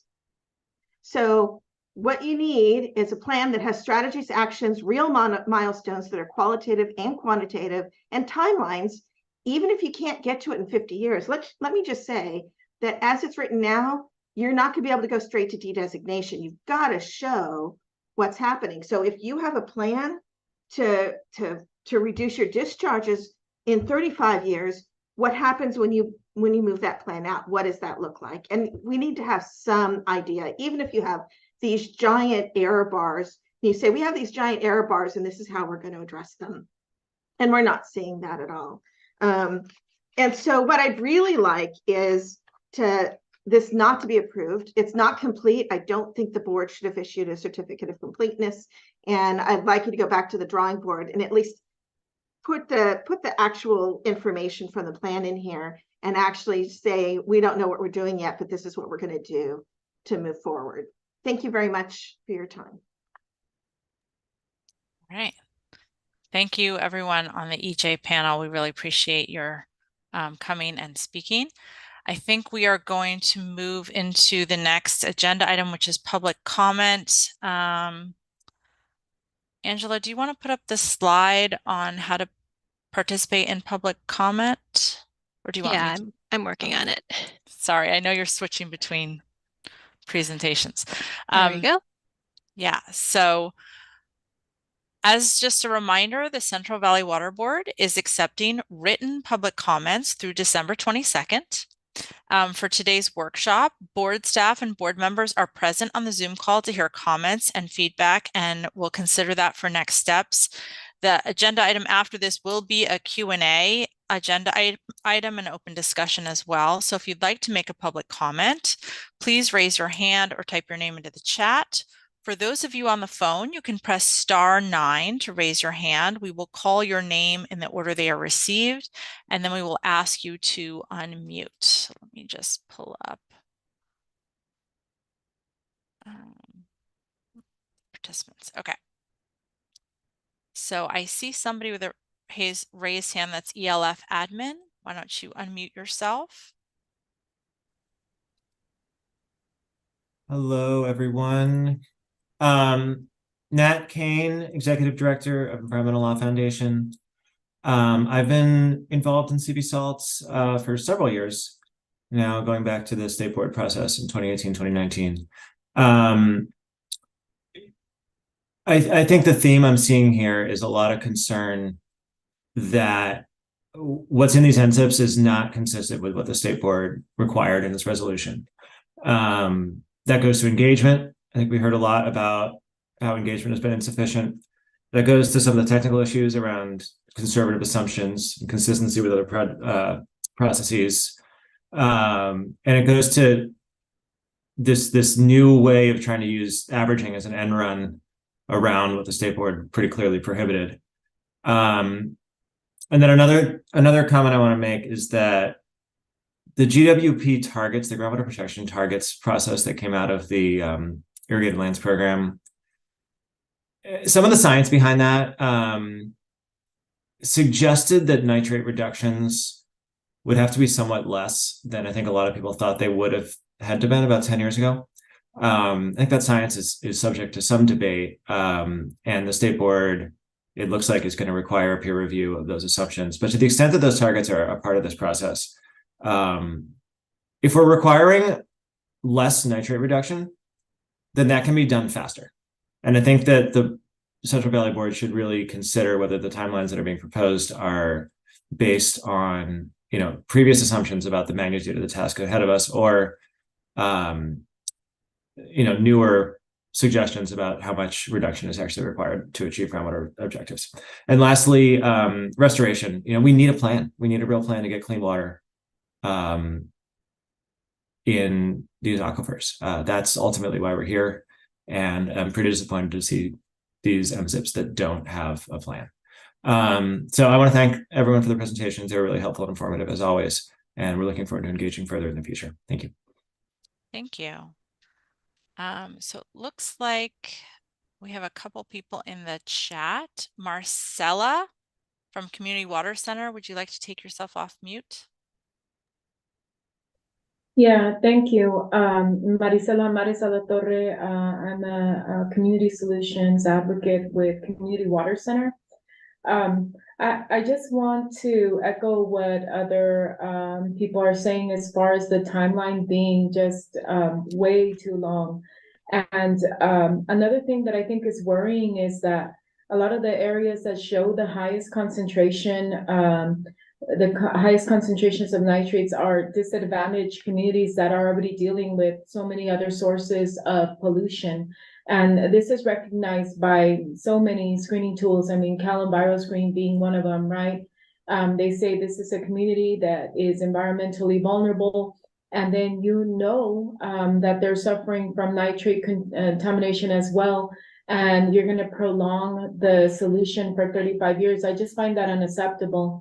I think that the timeline needs to be shortened so that it's more effective and safer for these communities that are already dealing with so many other sources of contamination. But also, I think that, what are the consequences for people that don't want to clean up their nitrates? I can't drive without a driver's license, right? And if I get caught, I'm going to get cited, and I don't have 35 years to rectify that. It needs to be immediate. And I feel like the situation is the same here, that it needs to be rectified immediately because they've known for years that they're contaminating groundwater and that they're putting people's lives at risk. It's not just cleaning an area that we're talking about. We're talking about making it healthy and safe for people to live. So I think it's important to be as concise with the timeline as they can, and 35 years is just unacceptable. Thank you. Thank you. Board Member Kadara, I see you have your camera on. Are you wanting to speak, or do you want me to move to the next speaker? Move to the next speaker? Okay. Go to the next speaker.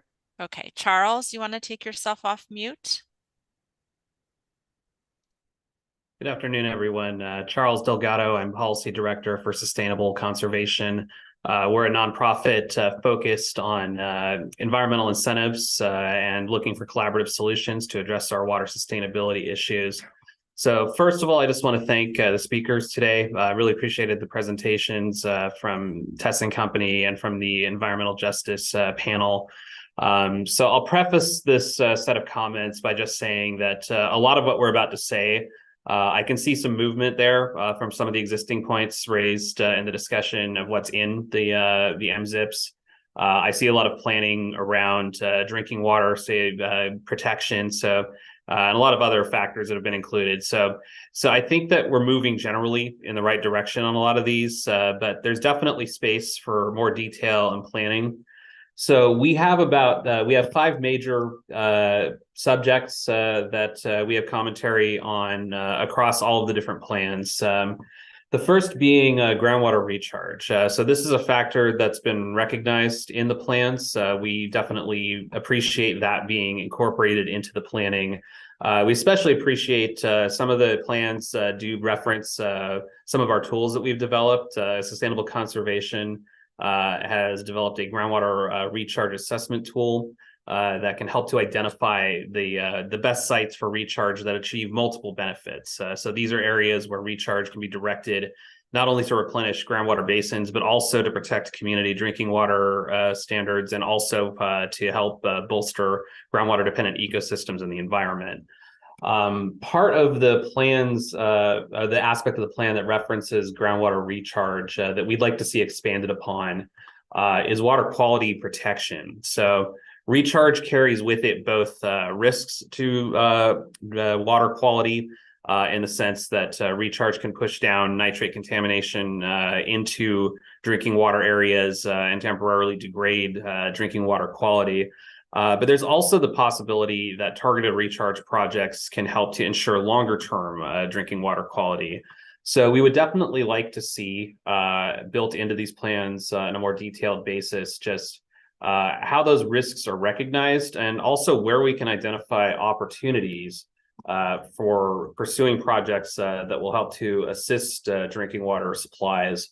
As part of that, We'd like to see how the continuing support that started in the early action plans and has been referenced here earlier today in terms of providing sources of drinking water to communities, how those are going to be integrated as the different management zones pursue aquifer recharge activities. Additionally, we'd like to see some references in the plans to which sites are most suitable for groundwater recharge, just to identify where projects might be ready to go. And where they should be encouraged to meet the goals here in CV SALTS and other regulatory programs. The second general category is coordination with other regulatory mechanisms. Primarily, this is SGMA, which again, SGMA is referenced in the plans. We do appreciate that and we understand, and the GSAs have been referenced here as well. But we definitely would like to see that more detailed. And especially we would like to see how implementation plans are going to aid specifically in achieving SGMA compliance. We'd like to see the relevant GSAs checked in the planning and identified as just potential partners in realizing this kind of a coordination. And then, yeah, that's additionally, we'd like to see how SAFER is going to be integrated into these processes, the State Water Board's drinking water program.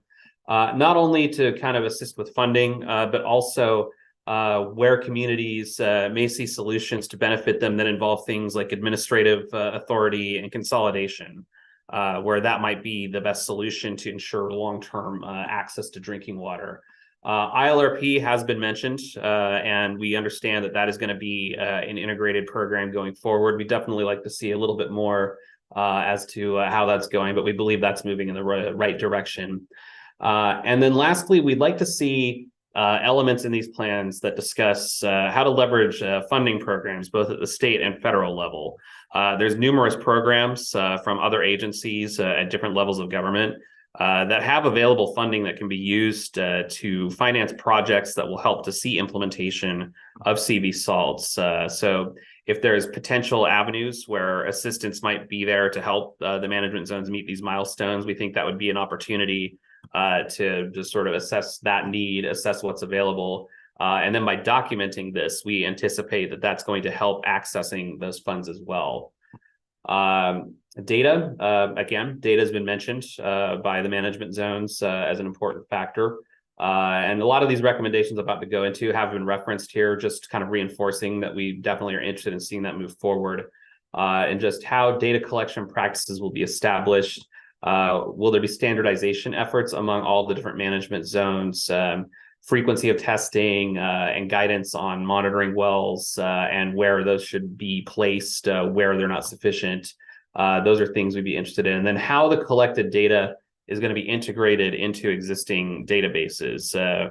Gamma is a big one we're thinking about, but just how is that all going to play together and be accessible so that we're all working on the same page? I know the phrase apples to apples came up. I'm a big fan of that concept here. The practices that are outlined in the management zone implementation plans, they're referenced, but we'd like to see additional detail on that. We'd like to see an assessment of currently available options.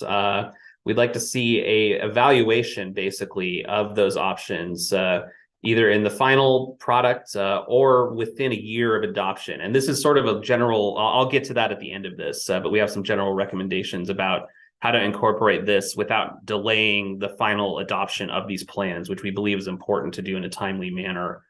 And then lastly, we also have some concerns about milestones and timelines. We don't have specific recommendations at this point about moving things specifically forward. But we do believe that there's room to move up many of these milestones 1 or 2 years sooner at the least in some cases. But we would definitely like to see that evaluated as part of this process. And finally, I would encourage that there's going to be a lot of recommendations for changes in these plans to recognize the comments that have been made here and that will be made in the future before we head to a final adoption. I would encourage that major changes that have the potential to delay adoption should be considered as part of a post-adoption process within a year as part of an evaluation by the management zones. and then those can be later put into amended plans. We really have an interest in, again, having these plans adopted in a timely manner so that we can really begin this important work, but also recognizing that there may be changes necessary to help this work, do even better and to really get to a place where I think we can all be happy with it. Yeah, that's it. Great, thank you. I think we are out of time for this agenda item, and thankfully I don't see anybody else with their hand raised at this time. And I'll just say that we are accepting written comments through close of business on December 22nd. So I think we'll move into our last agenda item. Angela, maybe you can just share the question slide that has some information. Oops. So a few instructions before we start our question and answer and discussion period here. Please use the raised hand feature. All comments will be taken in the order that raised hands are received to the best I can do. When asking your question, please state your name and please keep your comments short and to the point so others can also participate. So we'll now open it up for questions. Okay, let's see.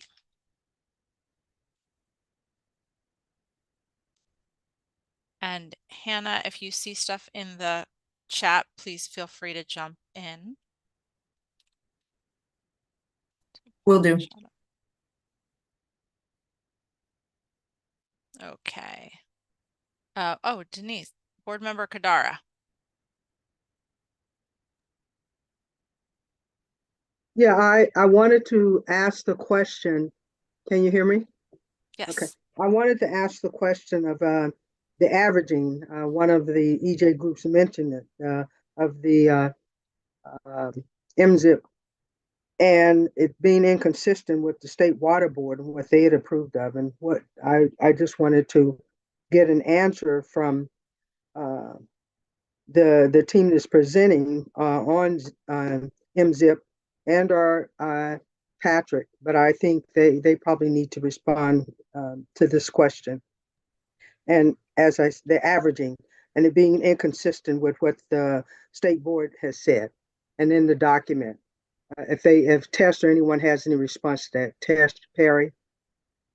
I can start, Denise. Thank you for the question. And I'll start, and I'm certain others may want to chime in as well.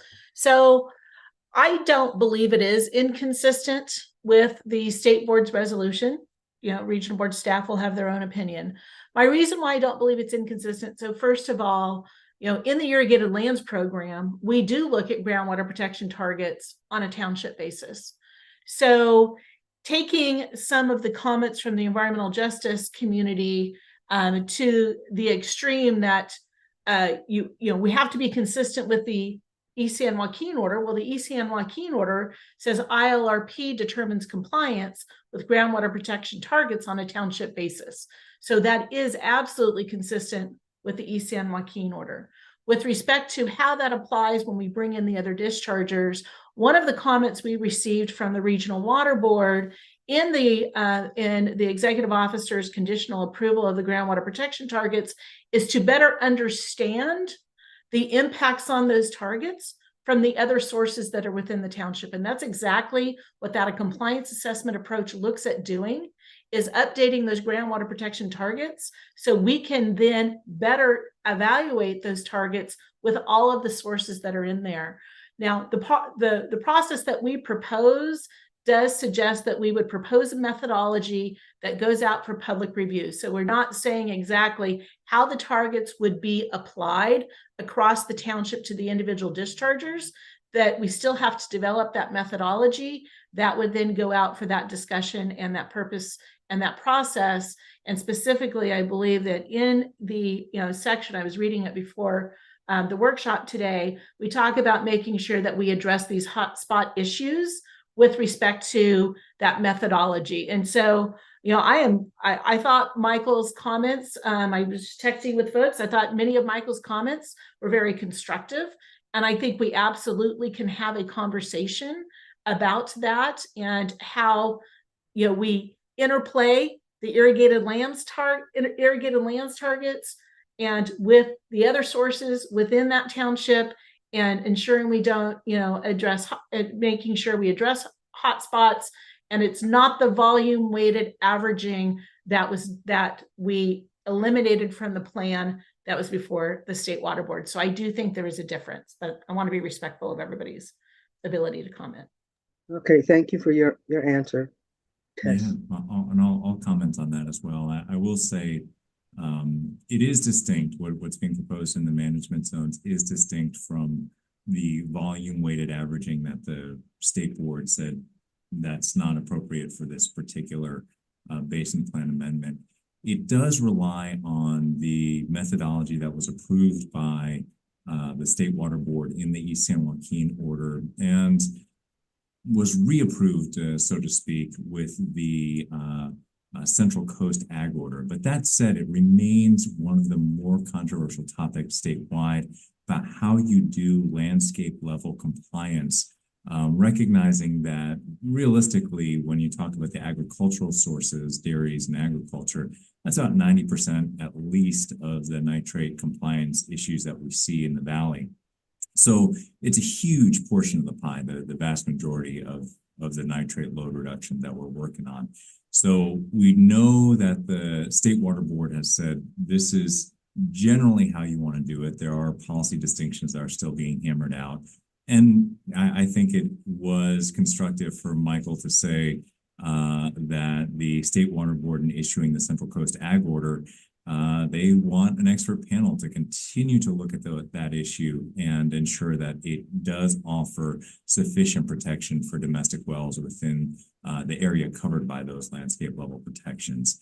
I think ultimately we want to make sure that we are comparing apples to apples, oranges to oranges within these programs. So we've got one methodology that the State Board has approved for the nitrates compliance with the irrigated lands program. That's most of the nitrate. The kind of fuzzy question mark that's still out there is what is going to happen with the dairy compliance. That's still up in the air, being discussed at the State Water Board level.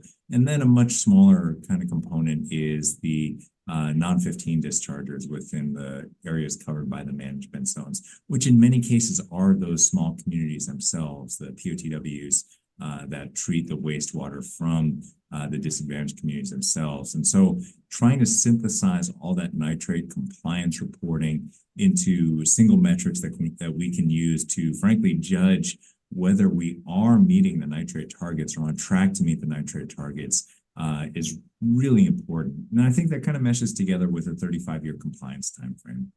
If that information shows that we can make progress, that everybody here involved can make progress on a tighter time frame, I think we have the obligation to adjust that time frame downwards, and ask for things to be done a little more quickly. But at the current juncture, it's still relatively new. I mean, we've had a number of presentations before the regional board about the development of the groundwater protection values, groundwater protection targets, about that process, the scientific and technical expertise that went into developing that. And so it's still something that we are working on very diligently. I think in the background of all of that is the like the question that's coming up in the chat. We got to make sure that as we let that process unfold, that the management zones are doing sufficient work to provide replacement drinking water that really ensures that residents are protected while those regulatory processes to reduce nitrate loading play out, and that they play out on a schedule that is as short as practicable. I will also kind of add one thing, kind of an observation that I heard from a number of the commenters saying that the management zone implementation plans themselves would be adopted by the board. We actually don't have a mechanism to adopt the plans as a permit themselves. We have to go in and change the permits for all of the facilities that are regulated under the management zone implementation plans. That's actually going to be the big lift coming up next. So management zone implementation plans are the kind of loose architecture, the loose blueprint for how we want to upgrade all the permits that fall within the management zone. Those are not going to be a formal kind of permit themselves. We have to kind of say this is the right architecture for the management zone, and then go in satisfy AB 2108 requirements, satisfy CEQA requirements, and tinker with all the permits within that area. That's it is an important distinction as we kind of transition from these overarching plans towards individual permit requirements. But again, really constructive comments all around. I think that help us kind of think about that landscape level compliance. That's that issue. Great, thanks, Patrick. Michael, you've had your hand up for a while. I assume it's to weigh in here. Yeah, just to weigh in on the averaging township level piece. So I guess 1 point and then a question or maybe even a suggestion. The point is irrigated lands program does use groundwater quality protection targets on a township scale.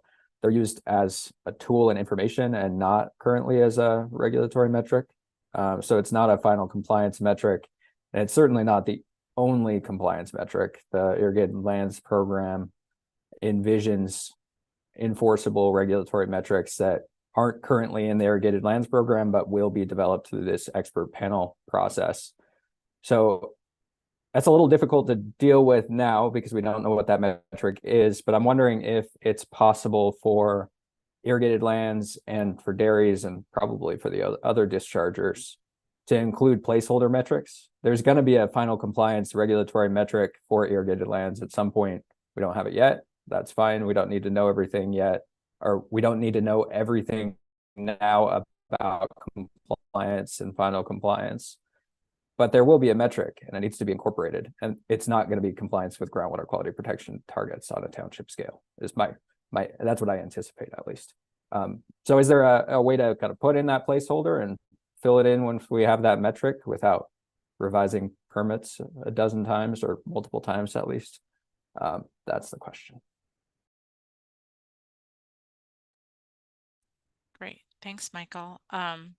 So Patrick made references, but there is a question in the chat that I'll just read off.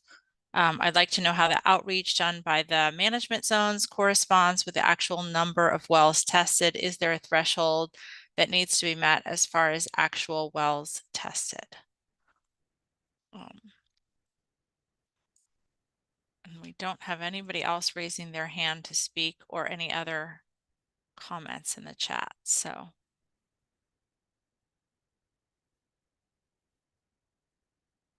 Oh, Board Member Bradford.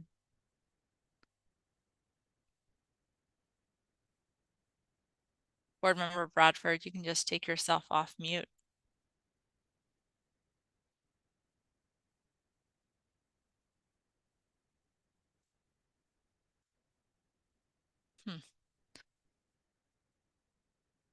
His hand is raised.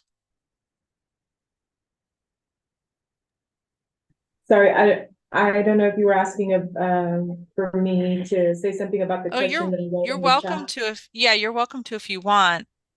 Yeah, I just noticed that there was a slide that they showed us that had tons of inquiries in this one management zone area. But it didn't correspond exactly with the number of people actually getting bottled water. So I'm wondering how you, is there a certain number of domestic well users that have to be reached by management zones? Is there a threshold? And how are they going to meet that? And what happens if they don't meet that? Because I know that they're outreaching, through food distributions and churches and whatnot, and tabling opportunities, but how does that transfer into actual wells tested and people actually receiving bottled water for water contaminated with nitrates? Yeah, thanks. Perry, I see you have your video on and your hand up.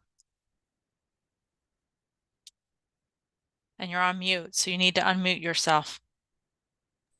I know how to do that. Yeah, I think you're referring to that slide I showed that had the applicants and had the water recipients. So we've identified about 3,500 wells, our consultants did, in Modesto Turlock Basin. Our goal, whether we reach it or not, is to contact 100% of them. I mean, we have most of the addresses of those wells, we believe, And we continue to contact all of them with postcards. We're also doing social media. You know, we do outreach posters.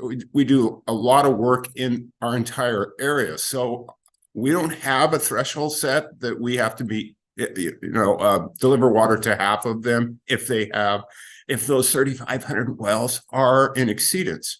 But our goal is to contact them all, test all the wells that are in these potentially high areas, and provide water when they've exceeded the nitrate standard. So and that data that we used initially was, gathering all public information that was available to see where there might be either registration of a well or any other evidence from public records to show that there's wells. So that's pretty much the approach. I don't know if that answers your question. And Tess, I know hasn't.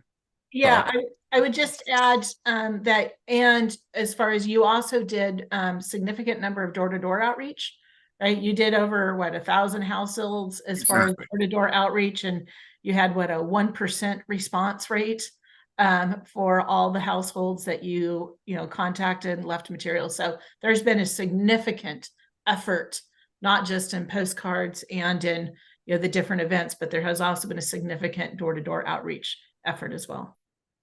Yeah, and we did. We canvassed about 1,000 homes. We got about a 15% application rate from those. Many people are not interested in the program. It's hard to explain. It's hard to convince them. We do the best we can.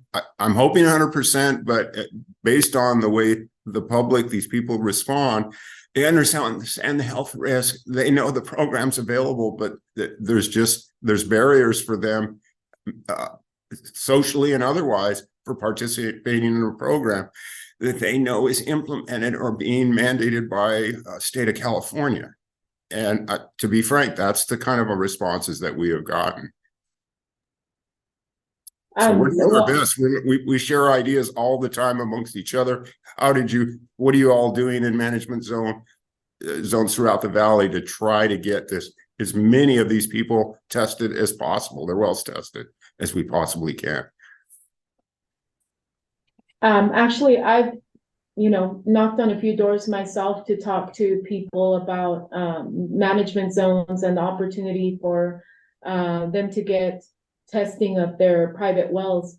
But one of the biggest issues that we run into is that a lot of people are renters, and you need the landlord's permission to go in and have their well tested.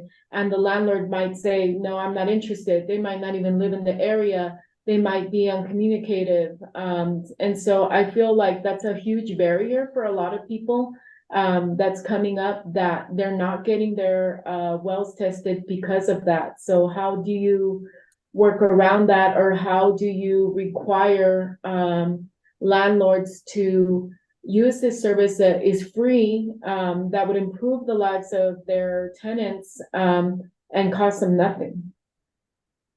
When people apply, we ask or give them the option to have us contact the landowner.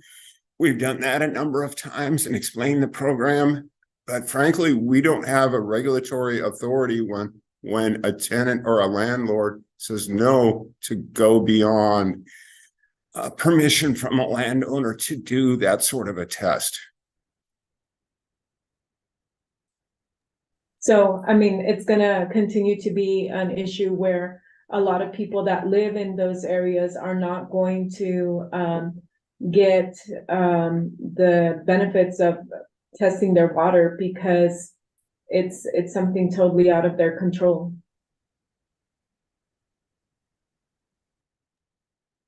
And I think from the regional board's perspective, we ask for information on that when it does show up as a barrier. It's really fuzzy. I don't think when we hear from the management zones and kind of as barriers related, it's rare, very rare that folks will give an answer that my landlord is not letting me do it. And I'm sure there's a ton of reasons why somebody would not say that. There's a lot of precarious situations where folks would not blame their landlord or not want their landlord to get involved. But it's a tough issue. I can only allude, and I know many of the folks who have put legislative proposals on the table for concerns related to having landlords test before they rent their houses for nitrate, and others have failed. Those proposals have not been able to gain traction. I think as a board, we would be supportive of that. But again, it's incredibly difficult, and it's an area where we know there are huge concerns, with housing in California. We are trying to collect as much information as possible, but it's hard to come by. And in terms of what the metric is, what we will use as a metric, we have been looking for that answer for quite some time. We know that it's not 100%. I think 100% is absolutely aspirational. I've worked on lots of cases where, folks have refused something that's free, refused something that's safe, despite all the information being provided to them, where language is not a barrier, where immigration status is not a barrier. You will have relatively low response rates, even in those contexts. Add in the complexities of, this country's failed immigration policies, I'll say that, and add in the complexity of language barriers, and then the very, very real issue of putting housing and the housing situation in the mix. It's very, very difficult, and I wish I had a better answer for you. I wish I had a metric that we could pull off the shelf and say this is what we expect. But I think we've fallen back to what we expect is continual effort to reach all of those, a continued effort to work with the other management zones, figure out what's working, what's not working, and continue to invest money, time, resources in trying to get to that 100% level. And if and when we do get that metric, that can be incorporated, and that can be the standard. But right now, our standard is continued diligence in trying to reach each and every person who may be at risk of nitrate contamination. And one more thing to add real quick is that we have to tell before we test a well, that the data will be posted on GeoTracker. And we have some that have dropped out because of that, or said, I don't want to proceed with this program because of that. And we have ongoing conversations with the state board. They asked us early on, document how many people do that, and we'll reconsider that requirement. But coming into the program, as we all know, we want the data. The public wants the data to know what's out there. But some people, that really causes them to be dissuaded to participate because they're afraid of what that might do to their property value or other unknown stated things. They just don't want that data on a public website. So that's a real barrier that we're hoping to get removed at some point. I also think it's worth noting that Patrick mentioned that some people are in a precarious situation, and that definitely goes for people that are on farm labor housing. And their landlord is their employer, and they're refusing to allow them to get well testing. And oftentimes they're, excessively using nitrates themselves. So I think that that's worth noting in the comments, that is an issue, and that makes those people especially vulnerable, and should be addressed somehow. I definitely hear that. I say that the one kind of countervailing component to that is all the farm housing that is on irrigated acreage, which is most of it, is required to be tested. So all of that is a testing requirement. It's those parcels that are unaffiliated with a agricultural parcel are the ones where it's not being tested. But those wells are actually at like 98-99% testing. But it's much more difficult for the ones that are unaffiliated with a farm acreage. Okay, thanks, Patrick. I'm gonna let board member Kadara speak. She's had her hand raised for a while now. Yeah, just a quick comment. with some of the messaging, how you're going about doing your messaging and sending out your flyers and your postcards and all that kind of stuff, you might want to just consider training a diverse person culturally that can deal with the Latino population and those that are living in the places that are not in the ag, so they can go out and the residents can feel comfortable to talk to them. There's, for the reasons that we're talking about this, and then there's some we just can't get to, that seems to be missing a whole segment of the population that are impacted and needs assistance. And so look at utilizing that safer money and some of the other monies, and look at utilizing it a better way. You get a trained person there that could connect with the communities that you're out there talking to, that they will respect and trust and could share information. I think that's just another way of trying to move things along where they are informed and they're not threatened. They don't feel it's intimidating. And there's a process. Somebody's going to help hold their hand through this exercise, because if we don't do that, all the posters and all that, you're not going to get, the numbers are not going to go up. They're going to go down 15%, 14%. Nobody's going to respond. After a while, this is the same postcard. I'm not going to respond to this, but find a way, another way of communication. I think that's an important part of this process that needs to take place. Denise, let me say real quick, one area that we are starting to capitalize on, that we are finding when a person applies to our program, we ask how they heard about our program. Many of them are saying their neighbors and friends. So we've gone back to our 466 water recipients, and we're offering them a financial incentive to ask their neighbor to do if they want to have their well tested. And we're starting to get response to that. So I like your idea too. And we have been doing Spanish speakers going out to the Spanish communities and such, but it's an ongoing process. We are certainly going to continue trying to find ways to get that door open first, and then get them to allow us to test their well.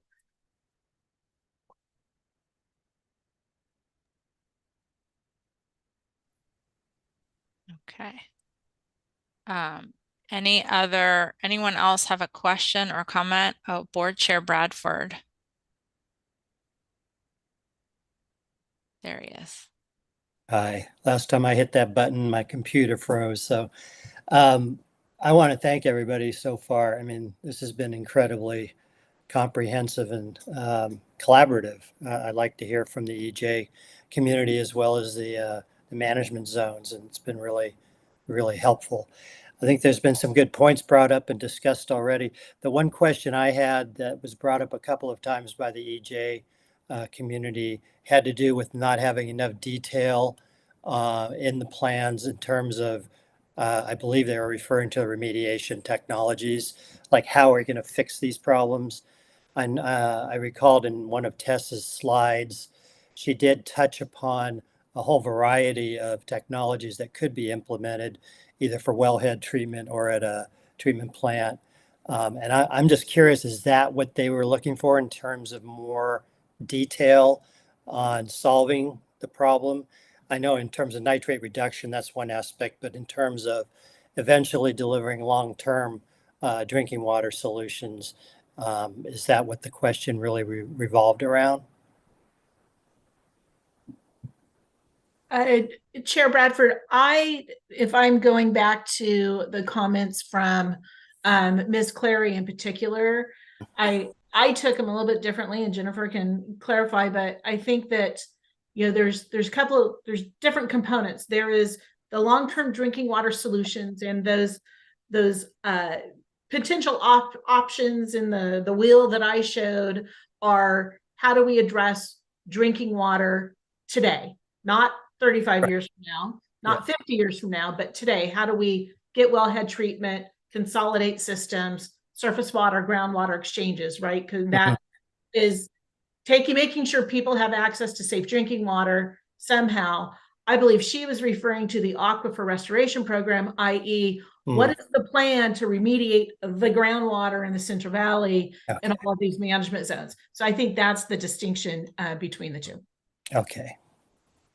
Thank you. That helps. That's a big question.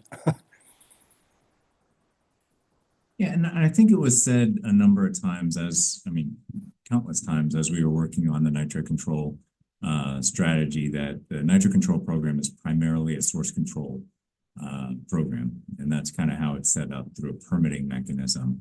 And the idea being that when you essentially control all the nitrate sources, ensure compliance with water quality objectives, you will ultimately remediate the aquifer as you get recharge and things of that nature.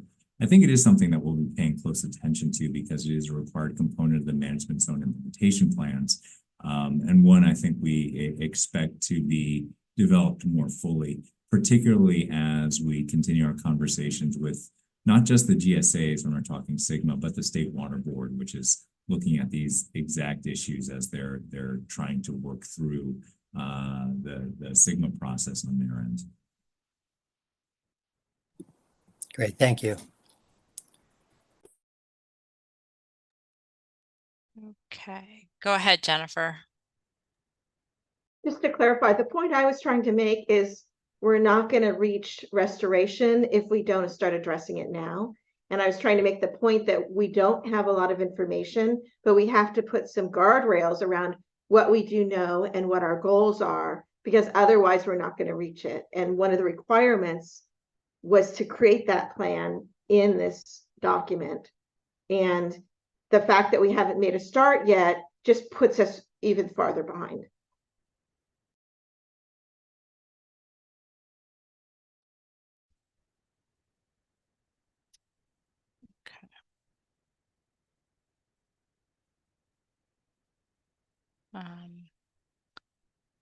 Any other comments? Board Chair Bradford, I think your hand is still raised from before, but if you want to speak, go ahead.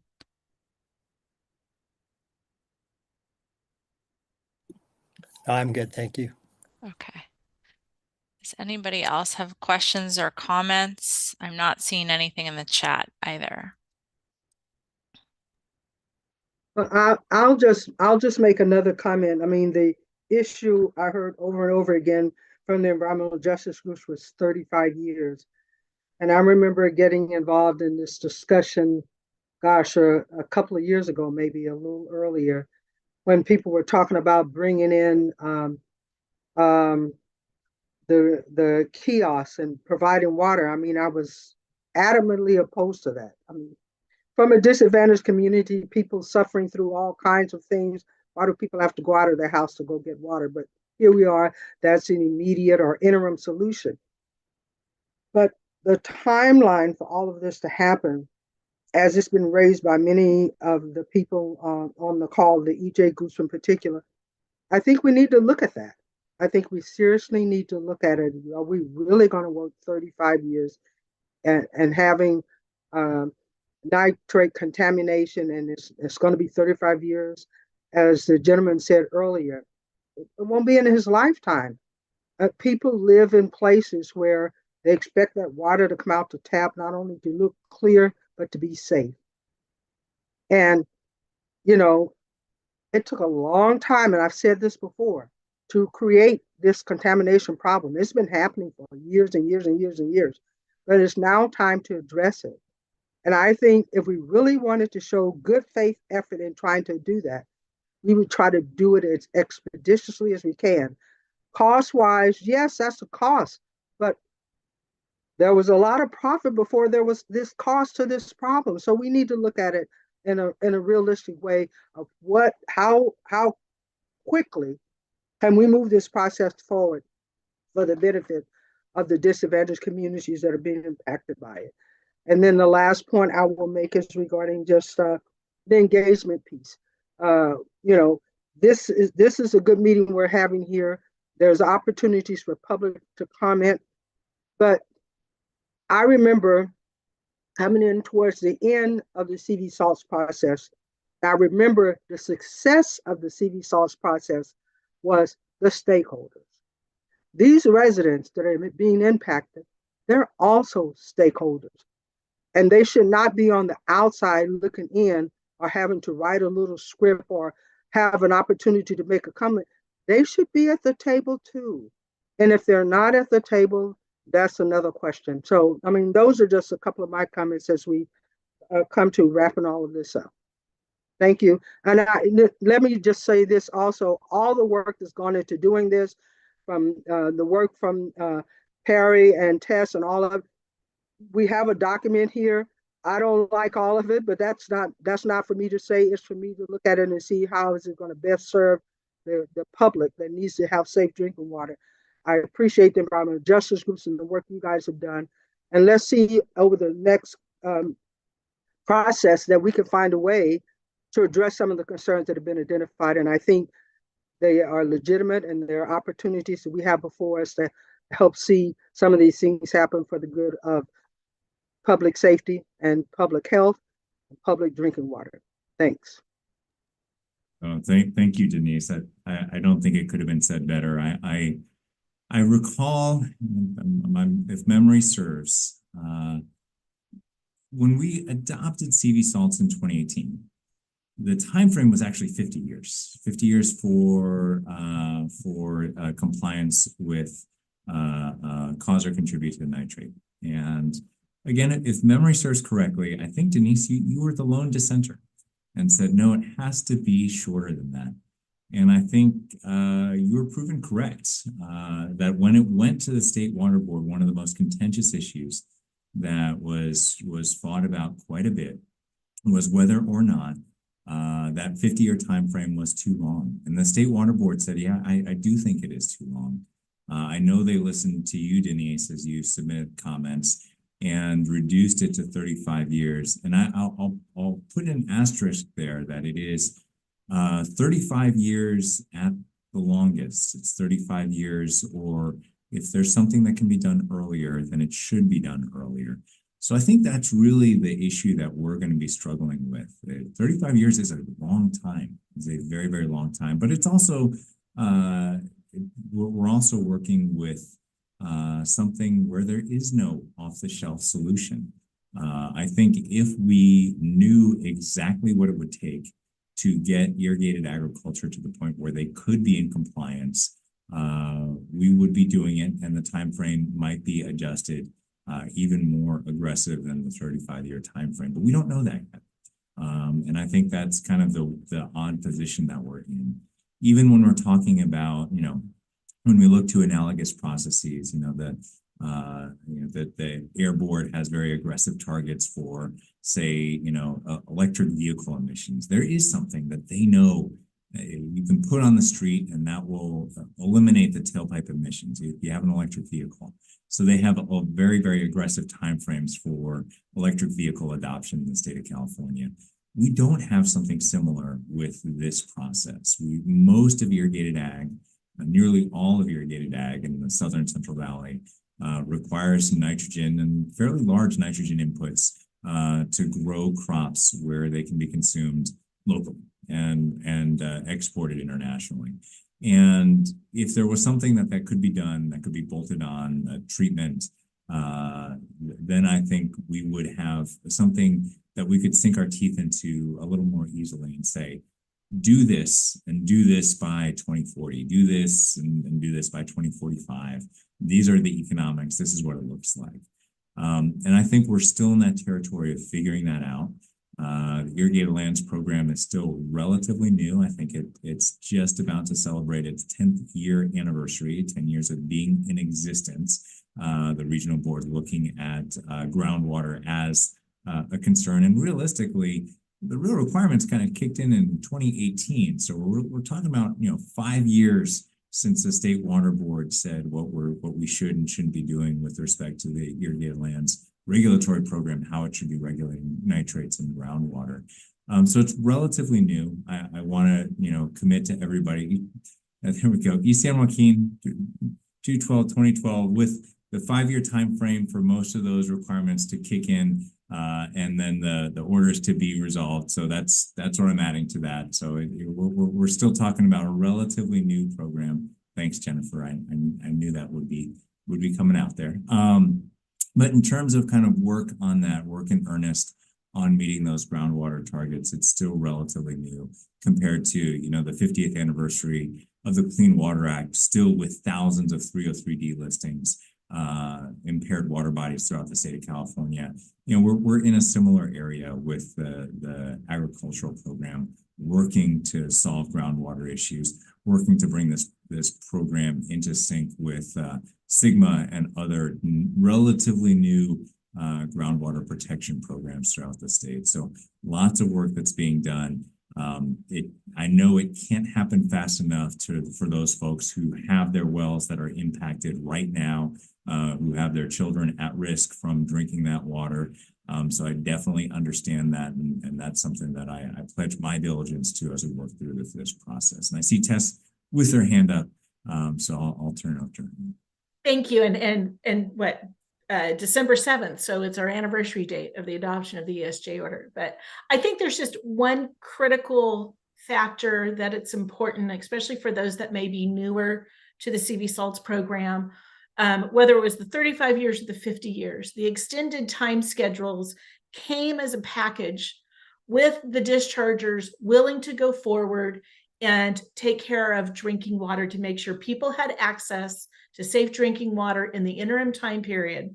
And we've done that with the development of the early action plans, and we're doing that now with the management zone implementation plans and the long-term drinking water solutions. They went hand in hand. And I think it's important to remember that if ag in 5 years is no longer causing and contributing, arguably, the regional board has lost its leverage to have ag out there paying for bottled water and drinking water for others without going through some type of a cleanup and abatement order process and using 13304 authority. So I don't want to belabor this. I appreciate all of the comments with respect to the time and understand the critical need, and I'm not trying to discount that in any shape or form. I just want to make sure that people remember that it was a balance and a trade-off between longer time periods, as long as we were working to make sure people had access to safe drinking water. And I think that's the two go hand in hand. And I just want to remind everybody that was the conversation we had sitting many hours at Regional Sands conference room. So just wanted to add that. Well, thanks everyone. Any other comments before we close out this agenda item?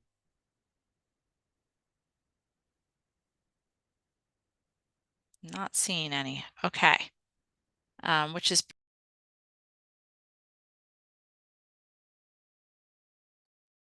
Meredith, you're on mute. Thank you, Angela. Sorry. We will wrap up this. Hopefully, did everyone hear me say, are there any other further comments before we move into the closing remarks? Okay, good. Okay, I'm not seeing any hands raised and I'm not seeing anything on the chat. So I think we will go into our closing remarks, and I'll turn it over to Patrick. I almost made my closing remarks there, following up on Denise's, because I think what Denise emphasized, the fact that we are looking at those timeframes. We're looking at those timeframes sector by sector to try and fix these problems as quickly as possible is really the message here. And really, we're looking the kind of mechanism that was approved through CV SALTS and the mechanism that was approved by the State Water Board. And Tess alluded to it as well, as a mechanism that tried to say we really are in this together. When we approved CV SALTS, there were farm workers that came forward that said, we have concerns about our drinking water. We also have concerns about the long-term viability of agriculture in the state of California. These are, and it's a difficult situation, one in which I think we have to be sensitive to all the needs here, sensitive to the needs of the community, listen to them, listen to what they need, try and make sure that we are cognizant of the pressures that they're under. I think some of the comments alluding to, situation that they are in many of their housing situations is very important to be cognizant of as we move forward. And it's this whole melange of issues that we're trying to take into account as we work to finalize these management zone implementation plans and transform them into enforceable requirements for decades to come. It's a tall order.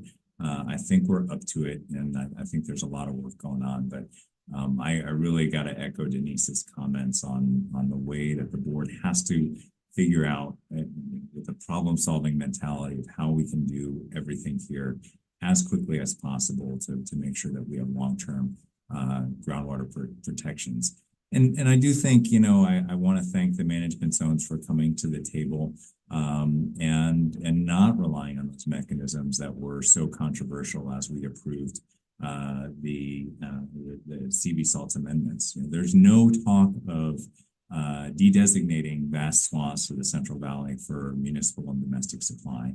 Everybody here and everybody involved in the management zones wants to work towards, at least on paper, they want to work towards restoration of these aquifers. I know there will be a lot of debate about the timeframes that we're acting under. I know there will be a lot of debate about the technology that needs to be employed, how expensive it's going to be, whether the drinking water outreach program really meets everybody's needs. But I do think that, you know, I want to extend my gratitude to everybody who worked on this project, because we're not hearing the same things that we heard 20, 30 years ago from the agricultural community, that we're not going to provide any drinking water. That's not our thing. And I know I heard, you know, there were some dissenting voices as we moved forward with the irrigated lands order that said this is not California's job to ask us to provide replacement drinking water. We have, and I think it should not be undersold, moved beyond that. The agricultural community is coming to us as a partner here, trying to figure out solutions and trying to work forward with this. I think they do realize that their workforce is perhaps in many cases the ones that are most impacted by these drinking water concerns, and we have to make sure that there is long-term viability, not just for the commodities that they produce, but for the people that work on those lands and make you know, export this food to the rest of the world. So again, my thanks to everybody who participated in this conversation today.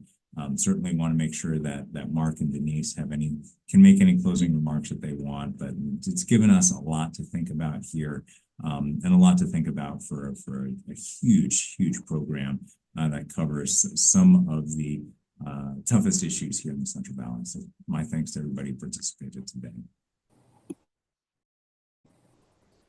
And I guess I would just add, I've already expressed my appreciation for this team, and I think the team extends way beyond the water board to the management zone folks and the EJ people, and people who Denise referenced who aren't even at the table officially, who are probably most impacted by this. I know there's a Day Without Water initiative that I saw I don't know, a headline for a couple of months ago, and I've tried to imagine what that would really be like in my life, and having to go outside to get your water, or pour bottled water into the coffee maker and so on. And I wouldn't be very good at it, and I'm sure it's a challenge for everybody who's impacted that way. So of course, I'd like to see these timelines accelerated as well. I'm hoping that there's a triage approach, and I think Perry referenced this, that maybe 75% of the issues can be addressed in 5 to 10 years. And by the time you get to 35 years, you're down to the 1 or 2% outliers. So, I mean, that's sort of a standard approach for programs of this magnitude. And, you know, I know everybody's going to be pushing as hard as they can. And I especially think the environmental justice folks are valuable in pushing. So keep pushing us. And believe me, we'll give you due consideration when this does come before the board. So thanks again, everybody. Okay, and I'll just comment that yeah, it's been a good session. Like I said, from working with Tess and Perry over the past few years, it's been a learning experience for me to go through all of this. And although I'm a board member, I live in a disadvantaged community and I live where people are impacted. The people that spoke today on the call that live in the disadvantaged communities, they were speaking what they deal with every day. And Mark, our board chair, said he doesn't think he'd want to have water coming to his house in a bottle.